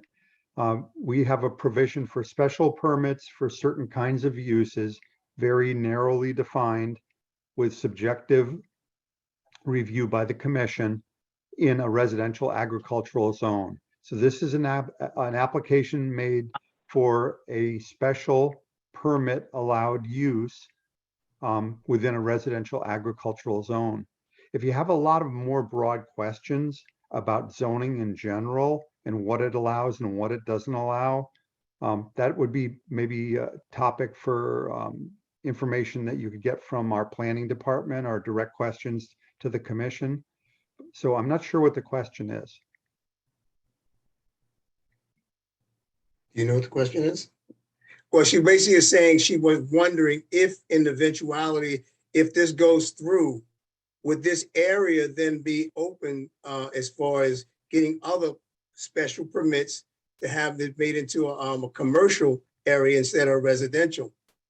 Well, because we've seen this happen in other residential, places. yeah, going from residential to commercial isn't the result of somebody submitting a special permit application. Okay. That would require a rezoning of the property. Isn't that what you're and doing though? changing? No, it's not. It would be really, you know, in a public meeting like this, I can't get into detail about the zoning process. Those are things that if you want to look into it, you can become informed about it. But the point is that this is a residential agricultural zone, and this proposed use is something that we allow with certain limitations within a residential agricultural zone. That's not the same as rezoning this commercial. That's a wholly separate process, and that's not what's on the table here tonight. What's on the table is a specific application under the regulations as they exist for the town of Columbia, what you can do in a residential agricultural zone. Well, the other gripe we had, or concern we had rather, is the fact that we live on Scalise Drive, which is just opposite, facing the street that the commercial site is going to be on, or the place is going to be on. And the problem we have with that is that when traffic begins to build up, if you have to get outside of your block that you're on or street that you're on, how's that supposed to happen? There's no traffic lights there. It's just straight road, people come there. And if they have a line going into the property, that will block your cars from coming out of your street to get onto the street. Maybe you have to go to the store, maybe there is an emergency of that nature, but it's blocking you from there. So what is going to be done? And then the other concern was when they said about sound, putting up trees and stuff like that. Well, that can't happen overnight because trees don't grow overnight. That takes time for them to grow in order to get a buffer for sound. And if you look like Carol was saying about Willimantic, if Willimantic holds a venue in town, we hear it in on our street right here. We can hear it. We wonder where all the sounds are coming from. Now that's over a mile away. So if you have it right across the street, you can't say you can't buffer that, you know, that much. Okay. That's We'll all. have the applicant, I'm sure, has made note of your questions. Thank you. Thank you very much. We had Heather and Joe Connors with their hand up again.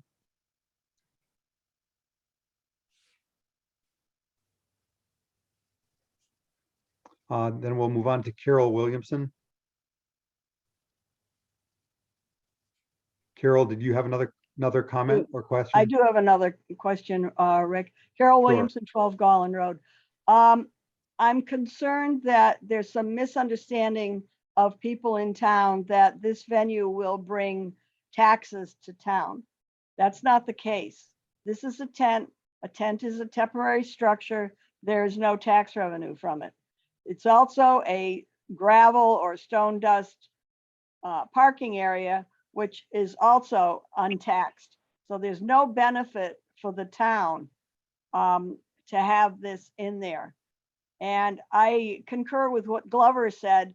When the train in Willimantic blows his whistle at the Bridge Street crossing of the road, we can hear it like it's next door. And it's strictly because of the topography between here and there. So it's going to be very, very difficult to keep that venue comfortably quiet enough so people can go to sleep when they want to go to sleep. I guess that's about it for right now. Thank you. Okay, thank you. Next up, David and Denise Parmenter. Hi, Denise Parmenter, 14 Scalise Drive. Hi. Hi, thank you for the opportunity to at least have a comment. I'd like to ask a little bit more about the traffic study. I understand the numbers. I'm just wondering if there's any weighting done to the numbers because it was the winter time and it's also COVID pandemic time. So there's, I would imagine, likely less traffic because people are working from home and remotely. So the numbers may be artificially low because of that and because of the winter time frame as well. So if we can maybe hear a little bit about that, I'd appreciate that. I was going to comment on the noise as well, because we can certainly hear noise from the lake and certainly hear those whistles blowing from trains. So I was going to mention that same thing that Carol had just mentioned and Glover, of course, mentioned.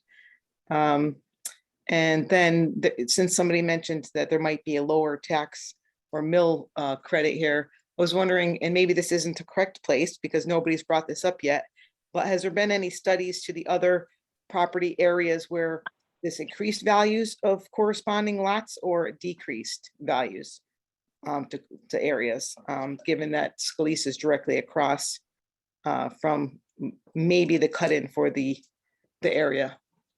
And that's all. Appreciate your comments. If you don't mind, I'd just like to speak briefly to the property value thing. That's really not a criteria that we're charged with using in evaluating a zoning application. We don't want it to negatively impact property values. But, you know, evaluating its whether it's a positive enough impact or at all on the tax base isn't within the realm of our purview. Yeah, I wasn't sure if that would be or not. No, it's you know, I'm sure it's a question a lot of people have, but that's just not, you know, we have a set of statutes that govern the way we have to operate that are handed down from the state of Connecticut. And, you know, that's, we have a charge and we try to stick to it. But I appreciate your questions and comments. I'm sure the applicant's making note of all of those. Yeah, and I think there's been some comments in the chat box about the area and pedestrians. I do walk a lot when it's nice, at least, and you do have to be very careful. People do fly up and down that road, so I'm not sure if what might help or not help in that regard to, you know, the foot traffic in the area, especially if they do something nice to the property or people want to see what's going on. There might be more people taking peeks or walking through there, and it's not, you have to pay attention when you're walking for sure on that road. Okay. Okay. Thank you. Thank you very much. Yep. Next, Carol Briggs, did you have a comment, question? Yes, I did. I did submit a letter along with Carol Williamson and Jim Williamson and Greg Mooney and Lucrezia Mooney. And that focused a lot on the adoption of the reg that preceded the special permit. And I know everybody keeps saying, oh, it's not spot zoning. No, we didn't change the zoning. The fact is, this is an extreme special exception, very different from the characteristic of the other special exception, special permits that are permitted in an RA zone. The biggest one being farm winery. And the reason those have always been permitted is because they're an accessory use to an agricultural activity. And they have long been promoted as a way of preserving our farmland in the state. So all the other special permits that are allowed in an RA zone prior to this one were home occupations, accountants, lawyers, professional services, bed and breakfast, none of them of the magnitude of this commercial hall. And that's what it is. Right now it's a tent, but it could become a building. There's nothing preventing that in the future. So the fact is this was spot zoning. This was creating a special little area in the middle of a residential agricultural district. And just simply by calling it a special permit rather than commercial activity, voila, it's not commercial. It's what? Residential? It's not residential, and it's certainly not agriculture. This is got significant prime farmland soils on it that are all going to be disappearing because they'll now be a gravel parking lot. And I'm focusing on the application itself. It claimed that there was no wetlands approval needed. And I cannot imagine how that could be the case. This is on a peninsula abutted by the 10-mile river. There are activities occurring in that area within 200 feet of the 10-mile river, which would have triggered a regulated activity under wetlands. So I don't know how this could not, and there's wetlands shown on page 4 of the Plan of Conservation and Development, that there are wetlands on this property right next to where the gazebo area is. So I don't know how this could say that it doesn't need wetlands approval, because it's clearly activity occurring in a regulated area. Somebody's already mentioned there's no lighting plan. That's an incredibly important issue. Also, with regard to the sound system, they've talked about the music. People's voices carry.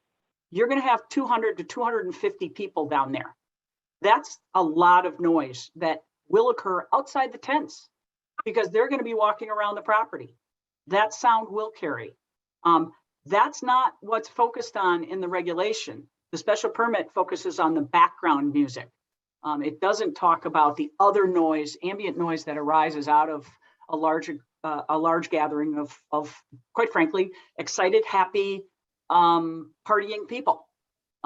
They're noisy, they're rowdy. And that isn't being addressed by any of these conversations. The traffic study, it seemed to address, sure, marginally the numbers are going to go up. Our plan of conservation and development, and under the regs for evaluating these, say you're supposed to lessen traffic congestion.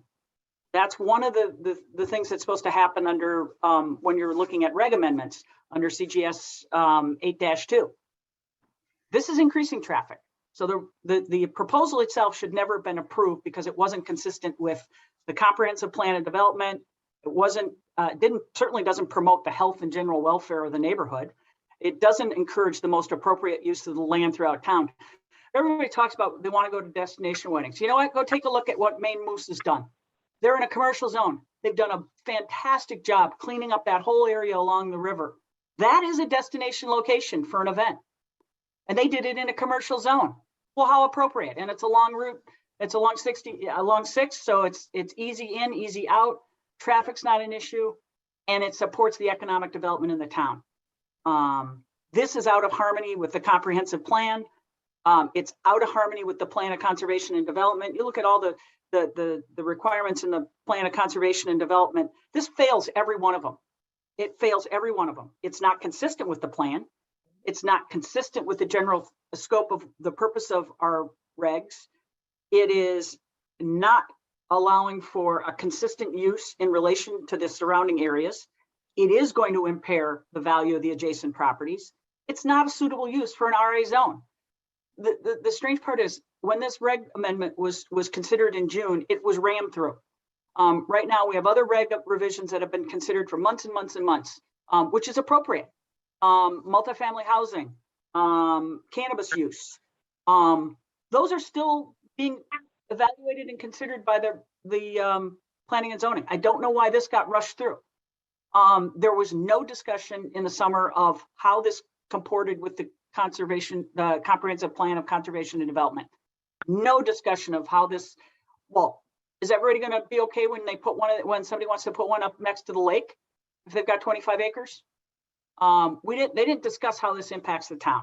But as to this plan, it's not consistent with the Plan of Conservation and Development. You're losing farmland soils. you are potentially impairing a very important water course. I think everybody agrees the 10 Mile River is an incredibly important river in this area. And there's no proof that sound won't carry. We don't even have a sound design. We don't even have a lighting plan. And there's no restriction on the types of events. So when they want to put in a beer festival or a wine tasting festival or whatever, those are all permissible. This is an event facility. It's a commercial hall. And a lot of things can change over time with that usage. And having lived on both Gullen Road and now living on Johnson Road, I'm familiar with traffic, horrendous traffic on both of them. And I only concur with everyone else. Also, the study didn't mention the fatality on Cards Mill Road of the high school kid who careened off and hit a tree on Cards Mill Road. We've had fatalities in the area. We had the people sailing over Gullen Road. Carol knows about them. They managed to invert their car and landed upside down on the side of the road because they decided to sail down Gullen Road. People don't understand. It's like a ski slope. They come past the James's property and they don't realize how steep that road is, and they come flying down the hill. And of course, it's a nice wide road at that point.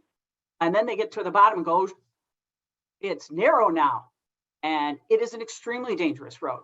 I don't know, Steve, I don't think, no, you weren't on the Board of Selectmen when we tried to petition for speed bumps. Fire department came out and roundly opposed any type of traffic calming measures on town roads because it makes it difficult for the fire department and emergency services vehicles. They will never, ever let you do it. They will fight you tooth and nail if you want to try and do any type of calming device. Those are my comments for now. Thank you. Thank you. Next up is somebody called owner, but there's no name attached.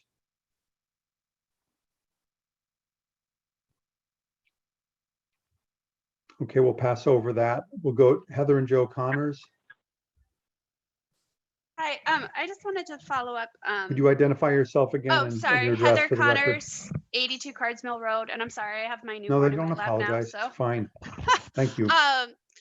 So I just wanted to comment too, and I know this was said before, but regarding the traffic study, you know, it is a very busy road. I know they were saying that the amount of traffic for the road wasn't significant and that based on, you know, statutes, when I was reading the traffic study, it said that the road could potentially have a speed limit of up to 54 miles an hour. And I just think that that is outrageous for this area. I'm already afraid to check my mail to get it. I don't let my children anywhere near the end of the street. People come around that corner and honestly, you can't even really see to pull out of my driveway. It takes me 5 minutes because I'm just nervous someone's going to be coming down over that hill. So I do have questions.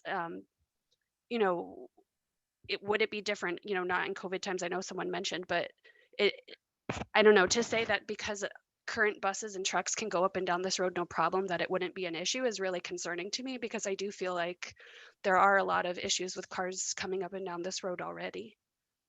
Not to mention, you know, it is, I know we said there wasn't a lighting study yet, but I mean, it is pitch dark. There are no street lights. There are no house lights. You know, the houses are fairly spaced apart. It is a very dark at night. And, you know, some type of lighting would definitely need to be installed in order for cars to safely enter and exit the venue. And again, I really want to know what kind of impact that's going to have with lights shining into the houses that are directly adjacent to the property. Okay. That's it. Thank you. So I have another iPhone identified, but no name on it. Got somebody who would like to speak? Yeah, Bob Burns, 93 Johnson Road. First of all, just want to say, Carol, I agree with everything what you said.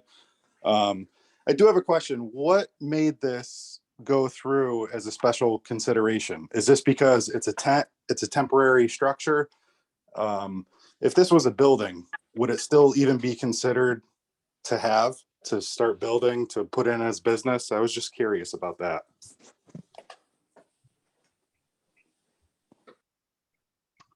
Okay. Any other questions that you might have? No, I'm just wondering about the tent and why not a building? If So the way we're handling the questions is anything. the questions will all go out there, and then the applicant can handle all of the questions that have been posed in the public hearing at one time after all of the public comment. Aren't they, isn't the commission the people that have to answer the questions? Carol, did you want to speak again? Yes, I do. Carol Williamson, 12 Garland Road. This is addressed to your committee, Rick. I would like to know if the individual members of your committee have come and driven these feeding roads into the venue to see how steep, curvy, very poor lines of sight in some places, before they say, okay, we can do this. You really need to inspect.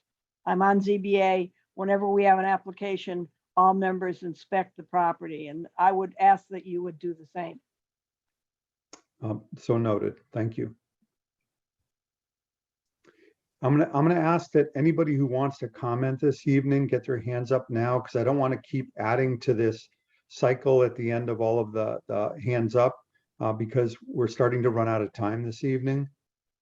So I have 2 more people in the queue here. Anyone else?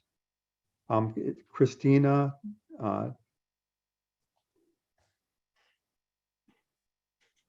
Hi, Christina Turkelson. My husband had spoken earlier. I'm currently at 130 Route 66 in Columbia, but I was on 41 Golden Road. And I completely agree with the fact that when you typically get routed from when you're coming at almost anywhere in Connecticut, you typically have to go down Golland to get to Cherry Valley, to the site of the proposed venue. And I'm just wondering how they thought that this would be a really good idea, that this humongous hill, that when the moment you're at the bottom of it, you have to pull over if there's another car coming, or else you're in a lot of trouble. So, and because as someone who grew up on that road, I obviously know it well. I've walked my son on that road on a very regular basis because I can't walk him on 66. so the question And you're asking is what, if you don't mind me?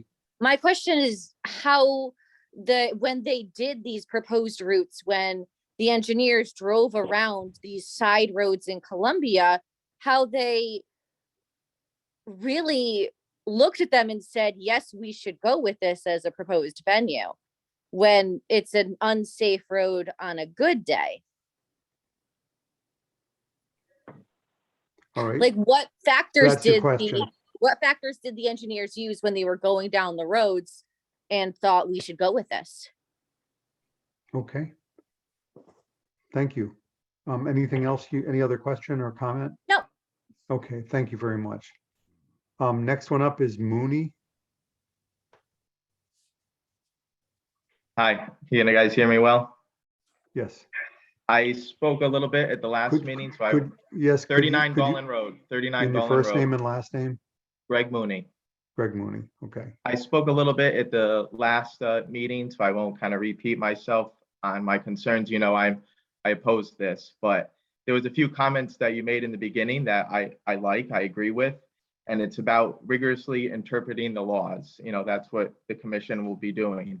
And some of the comments were made where it's trendy to do this, and this is the way people are going. But my thought, or what I'd like to bring forward, is that we have these certain laws and certain regulations that are in place. And I hope that when the committee takes a look at approving this, that they'll look at what the laws state that our town has. And from what I see, you know, section 52.4, this clearly is not a special use permit approval for what we're looking to do here. I mean, I can read through them.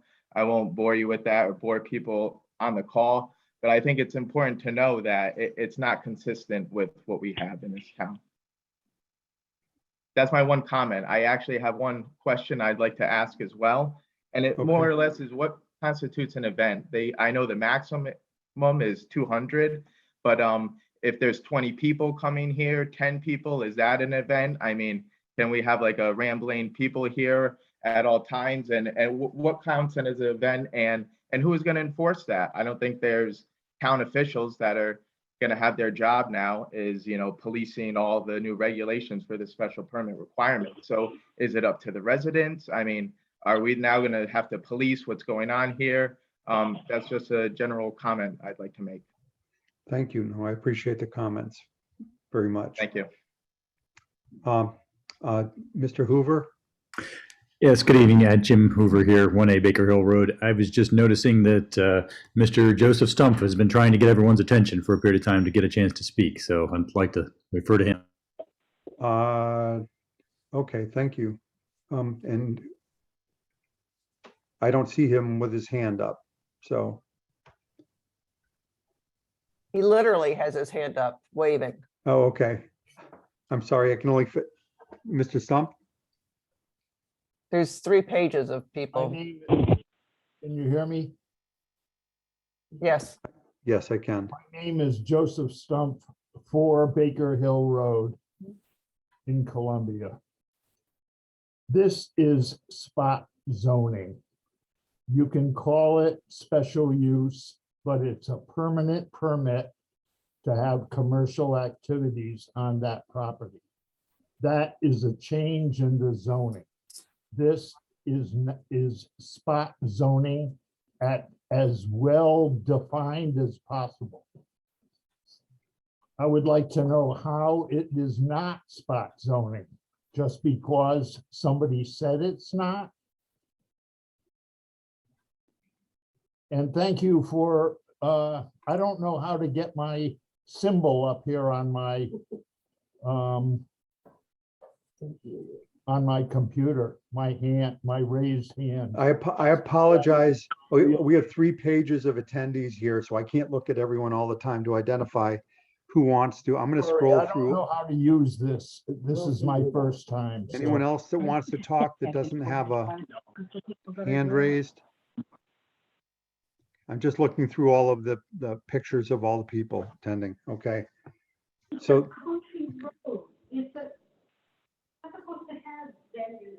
yes, we have somebody who's on a telephone connection, 208-7746. If you could just mute, that would be great. Unless that's you, Vera. Thank you.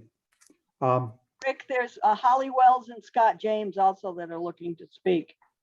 Okay, Scott will be the last public comment for this evening. So Holly, you're up next.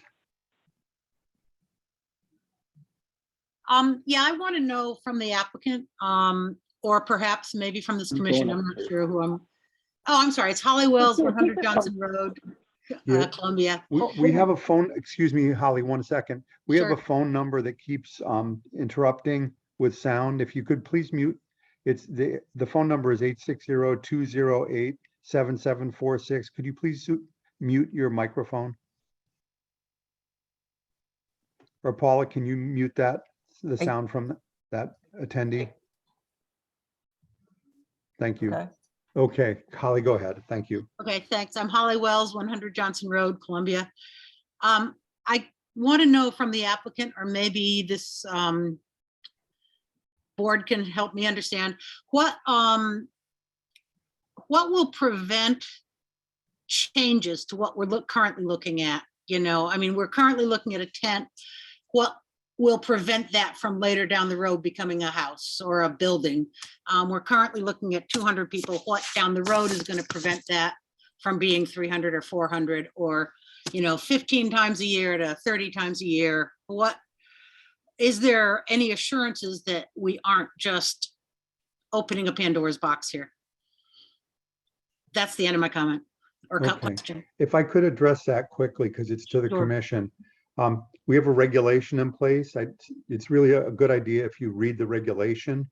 That's a regulation that was proposed by the applicant, separate from this application. It was approved with some modifications. That would require a regulation change for much of what you said. As far as the structure on the property, that would require a change potentially to the special permit application. Paula, chime in if you could, if I'm oversimplifying this, but I just to give you an indication what this is. So it would require a town-wide zoning regulation change to change the number of events that they could hold here. Mr. Chair Nassif is correct. If, let's say, If they are approved for 15 events, they could not then start having 20 events. The town zoning enforcement official would put a stop to that. They can't start having more than 200, and no, there isn't going to be a town employee with a little clicker counting the number of people that are coming in and out of the property. But they're limited to 200 per event, period. It can't, I'm sure sometime there might be 203 or something, but it can't creep to 400 and 500. The site, the approval isn't there, wouldn't be there for that. And they would be in violation of their permit, and could be forced to stop completely if they were in violation. If they wanted to make a change, they would have to come back to the town. We'd have to go through another regulation revision to change this statute, the section 5275, to make changes to that. And then they would have to come back as a special permit application where neighbors are notified to then make any changes. Okay, so there would be a process that he'd have to go through. I understood that. I'm just, I guess that I anticipate that he may start that process, you know? And I guess there's no controlling that, but I just am concerned about that. That this will grow. I understand. And it's not a given that it could ever expand, or it would be approved by the commission if it were proposed. But so, and there's a process in place for public notice for any changes in the zoning regulations. Thank you. Okay, thank you. Next up, Scott James. Hi, Scott. Okay, I'm unmuted. Hi, everyone. My name is Scott James, 36 Golden Road. I'd like to thank Carol Briggs for her comments. I thought she was spot on. Also, I think a pedestrian study needs to be done. We have tremendous pedestrian traffic during the summertime, especially on weekends when parents walk their children, walk their dogs. We have the airline trail to be considered, where people bicycle to the airline trail. So I think we need a study done for that. Plus, who is going to regulate the 15 events? Who is going to count the people going into these events? Whose job is that going to be? Yes, we said the zoning enforcement agent, but the zoning enforcement agent doesn't do anything without a complaint. So I think this should be written into the contract if we're going to do this. Of sorts, the contract was bad terminology, but, and that's about all I have to say. Okay. Point well taken. Thank you. All right, we're going to conclude public comments for this evening. We're at a point now where I'm going to make a suggestion to the commission that we ask the applicant to let us extend this for 2 more weeks. I'd like to see a lot more data. I'm going to give the applicant a chance to answer questions this evening, and I'm assuming some of these questions are going to have to roll over to another meeting. And also, we'd like a lot more information about the sound attenuation, not attenuation, sound elimination at the perimeter of the property. So that's where I am with this. As far as the applicant goes, Mr. Glaude, would you like to answer some of the questions that were brought up this evening?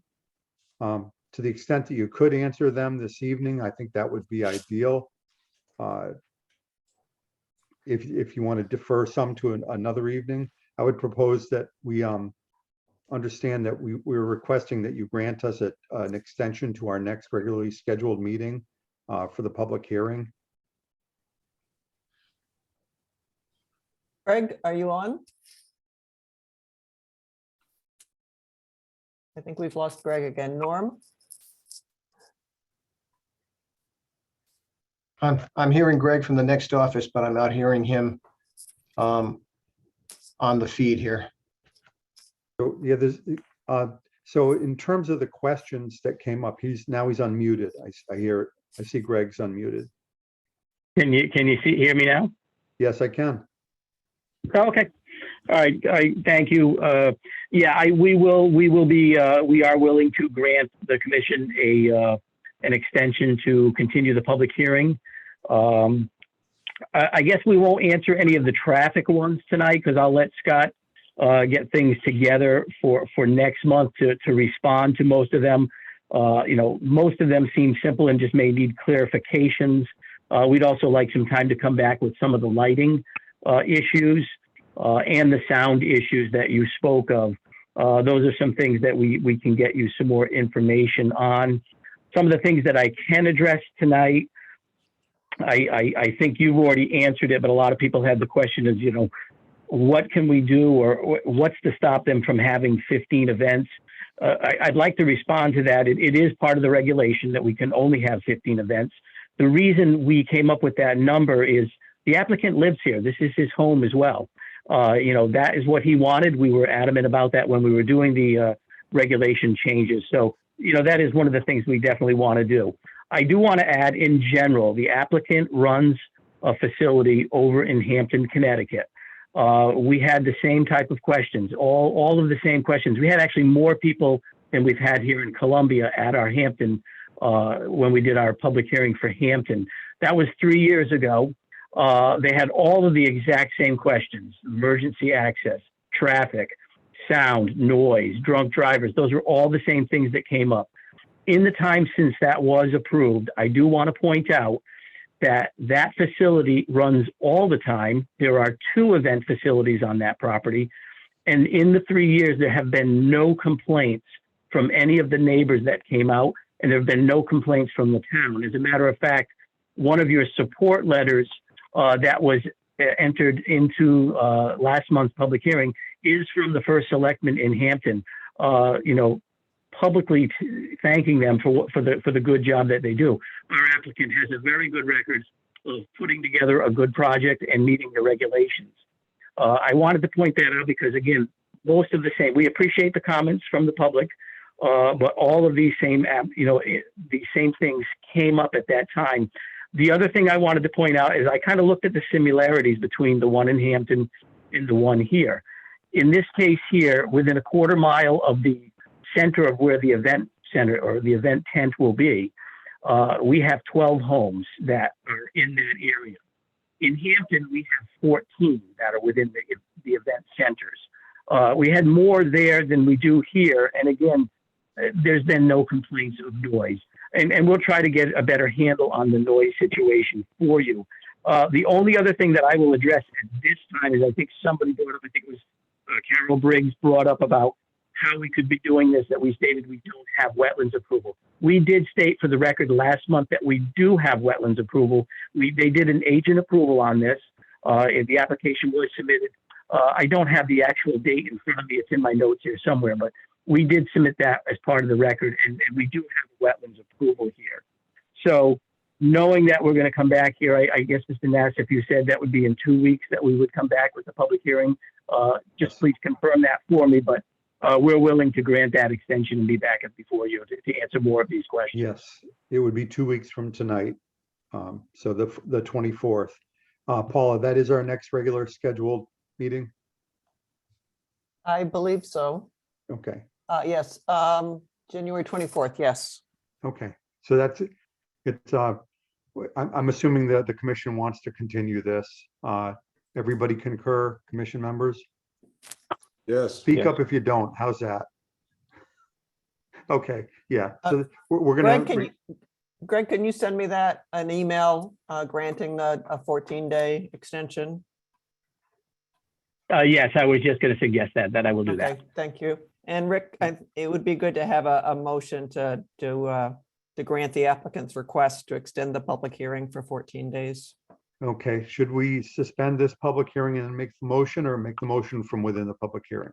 You can do it within the public hearing. Okay, so I'll make a motion that we continue this public hearing to January 24th, 2022 at 7 p.m. Justin, I'll second. Any discussion? All those in favor? Aye. Vera? Aye.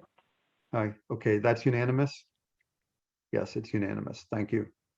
All right, so we're continuing this public hearing, and I would encourage members of the public to come back and hear the answers to questions that we don't have this evening.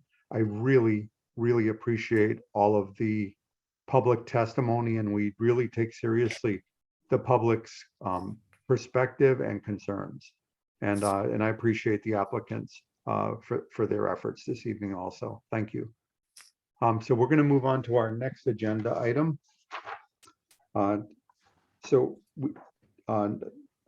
We won't be addressing this under unfinished business because it's not finished. We're going to move on to item 7 in our agenda. Number 7.1, the Hearthstone Winery private event 2-year renewal. So we require the Hearthstone Winery to renew their special permit every 2 years. Paula? Yes, this will be their second renewals. They've been open for 4 years. Their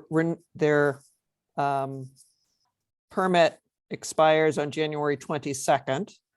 So a 2-year renewal would go to January 22nd of 24. I've had no complaints have been brought to the town about any of their private events. And that was the criteria for allowing a winery to continue having events, was that there were no complaints, and there have been none. So I would suggest granting a 2-year renewal to continue work until January 22nd of 24. I'll have to formally recuse myself on voting on this or participating in any discussion, as I do business with them in another area. So Vera, can you just handle this, whatever action the commission decides to take? Sure.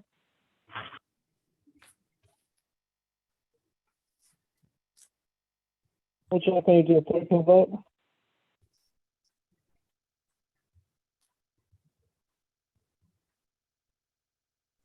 Hello? Couldn't hear you, Vera.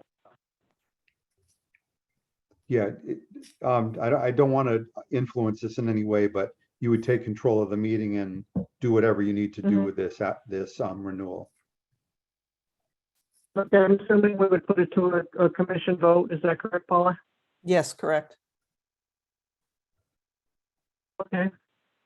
I don't have a memorandum in front of me, but we can do a vote. All those in favor of granting the renewal of the winery, Hearthstone Winery on Route 87? Say aye. Aye.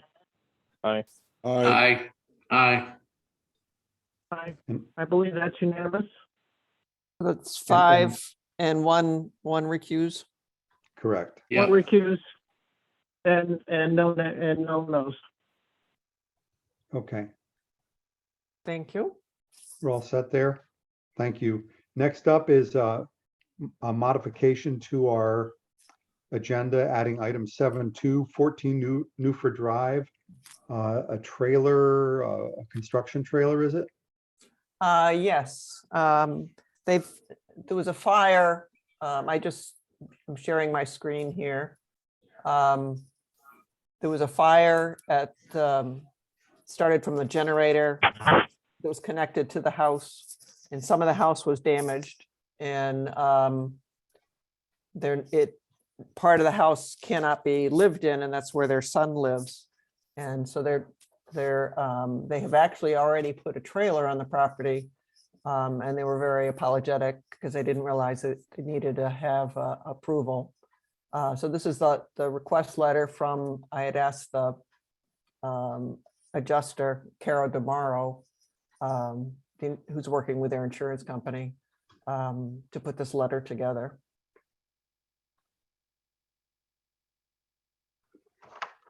Our zoning regulations only allow mobile home, which this is a very small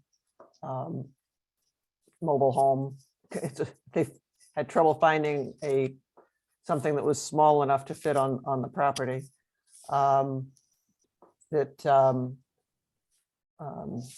It's already been hooked up to water and sewer, and I'm verifying with Glenn of Eastern Highlands Health District, which I've not heard back from him yet, to verify that he's approved the connection. But our regulations will allow a mobile home in extreme conditions being placed on a property because the house has had damage and cannot be lived in. And I feel that this meets that criteria. And it's the zoning commission. There's no application that's submitted. The zoning commission just makes a decision to allow this to happen. In the past, the way we've handled it, I think there was just an approval by the chair for an emergency approval, but I could be mistaken in my recollection. There's been 2 others since I've been here, and it was and the regulations say the zoning commission shall. Okay. So that being said, what are you looking for us? Are you comfortable with the proposal? And what was the length of time they plan to have it there? They're hoping that in 4 to 5 months that the trailer will be removed. We will grant by regulation up to 12 months. Well, why don't we grant a 6-month approval and then have them come back and request Okay. an extension if they need it? Okay. Does that sound good to everybody? Yep. Yes. Alex, Larry, Vera, Yes, Justin? I'm good. Okay, so I'll make a Good. motion that we grant a approval for use of the mobile home on the parcel for 6 months and convey to the applicant that if they need an extension to come back and request it. So I make a motion for a 6-month approval from today. I'll second. Justin. Any discussion? All those in favor? Aye. Aye. Vera, you're in favor? Yes. That's unanimous then. Thank you very much, All right. everyone. Thank you. We're going to skip over any action on regulation revisions. Anything essential we should address this evening, Paula? I'm just getting anxious about not having time to discuss these, and I'm hoping that maybe you and I can get together and hammer out some things, or a small committee could be made to Okay. to just move it along. Hopefully, we won't have the entire next meeting. We'll have some time at the next meeting to get into this in more depth. But prior to that meeting, I'll meet with you and just kind of Okay. review things so we can summarize to everybody and maybe Okay. make the process as efficient as we possibly can. And if anyone has interest in a subcommittee addressing all of the proposed regulations, just so that we can not segment the commission, just reach out to me and have a conversation. Thank you. So with that said, any communication or reports? Did Connie get her zoning enforcement report into us? Not to my knowledge. I mean, Okay. it would go to you. Yeah, Mark, I would ask you to weigh in on that. We've asked repeatedly. It's been promised repeatedly. I interacted multiple times this past week and a half with Connie. We have not been able to get anything out of her. And I'll make sure for the 24th, you have a full report. Okay, thank you so much. You got it, Mark. Anything the commission wants to bring up, open discussion?